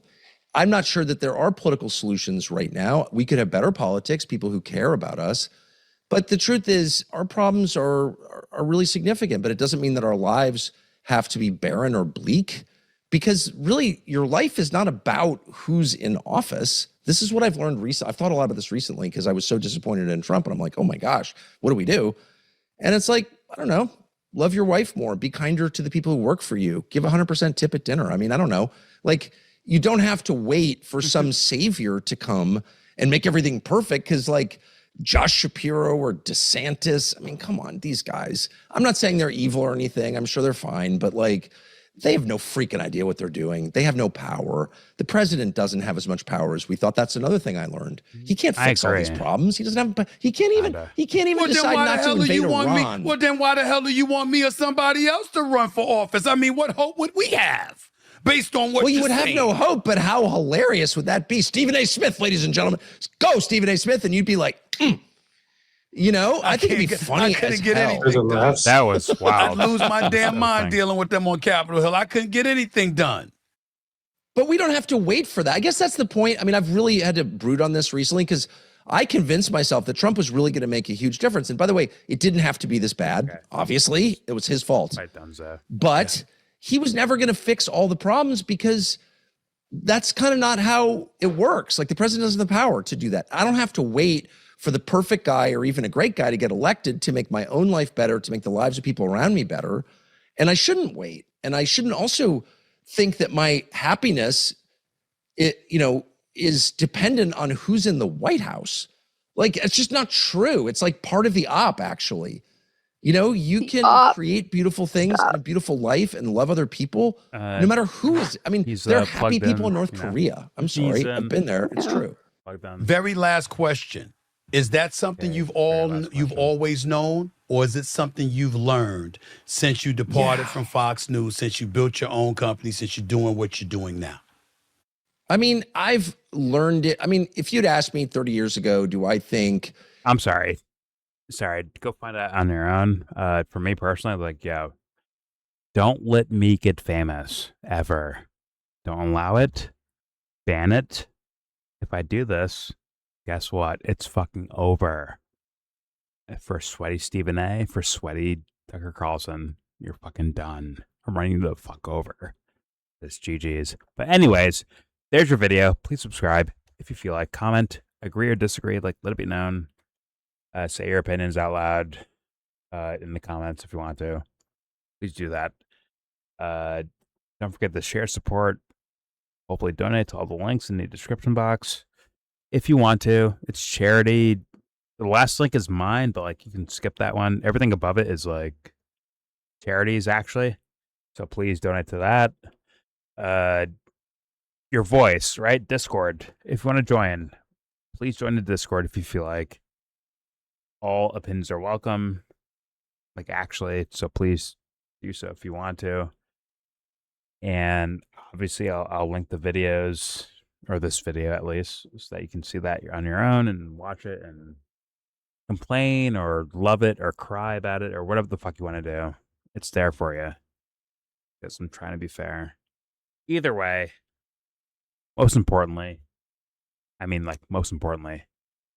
give this video. Ram fucking ranch. Shut the fuck up. Shut up. Most importantly, give this video a thumbs down. And Ram ranch. Shut up. Dare you.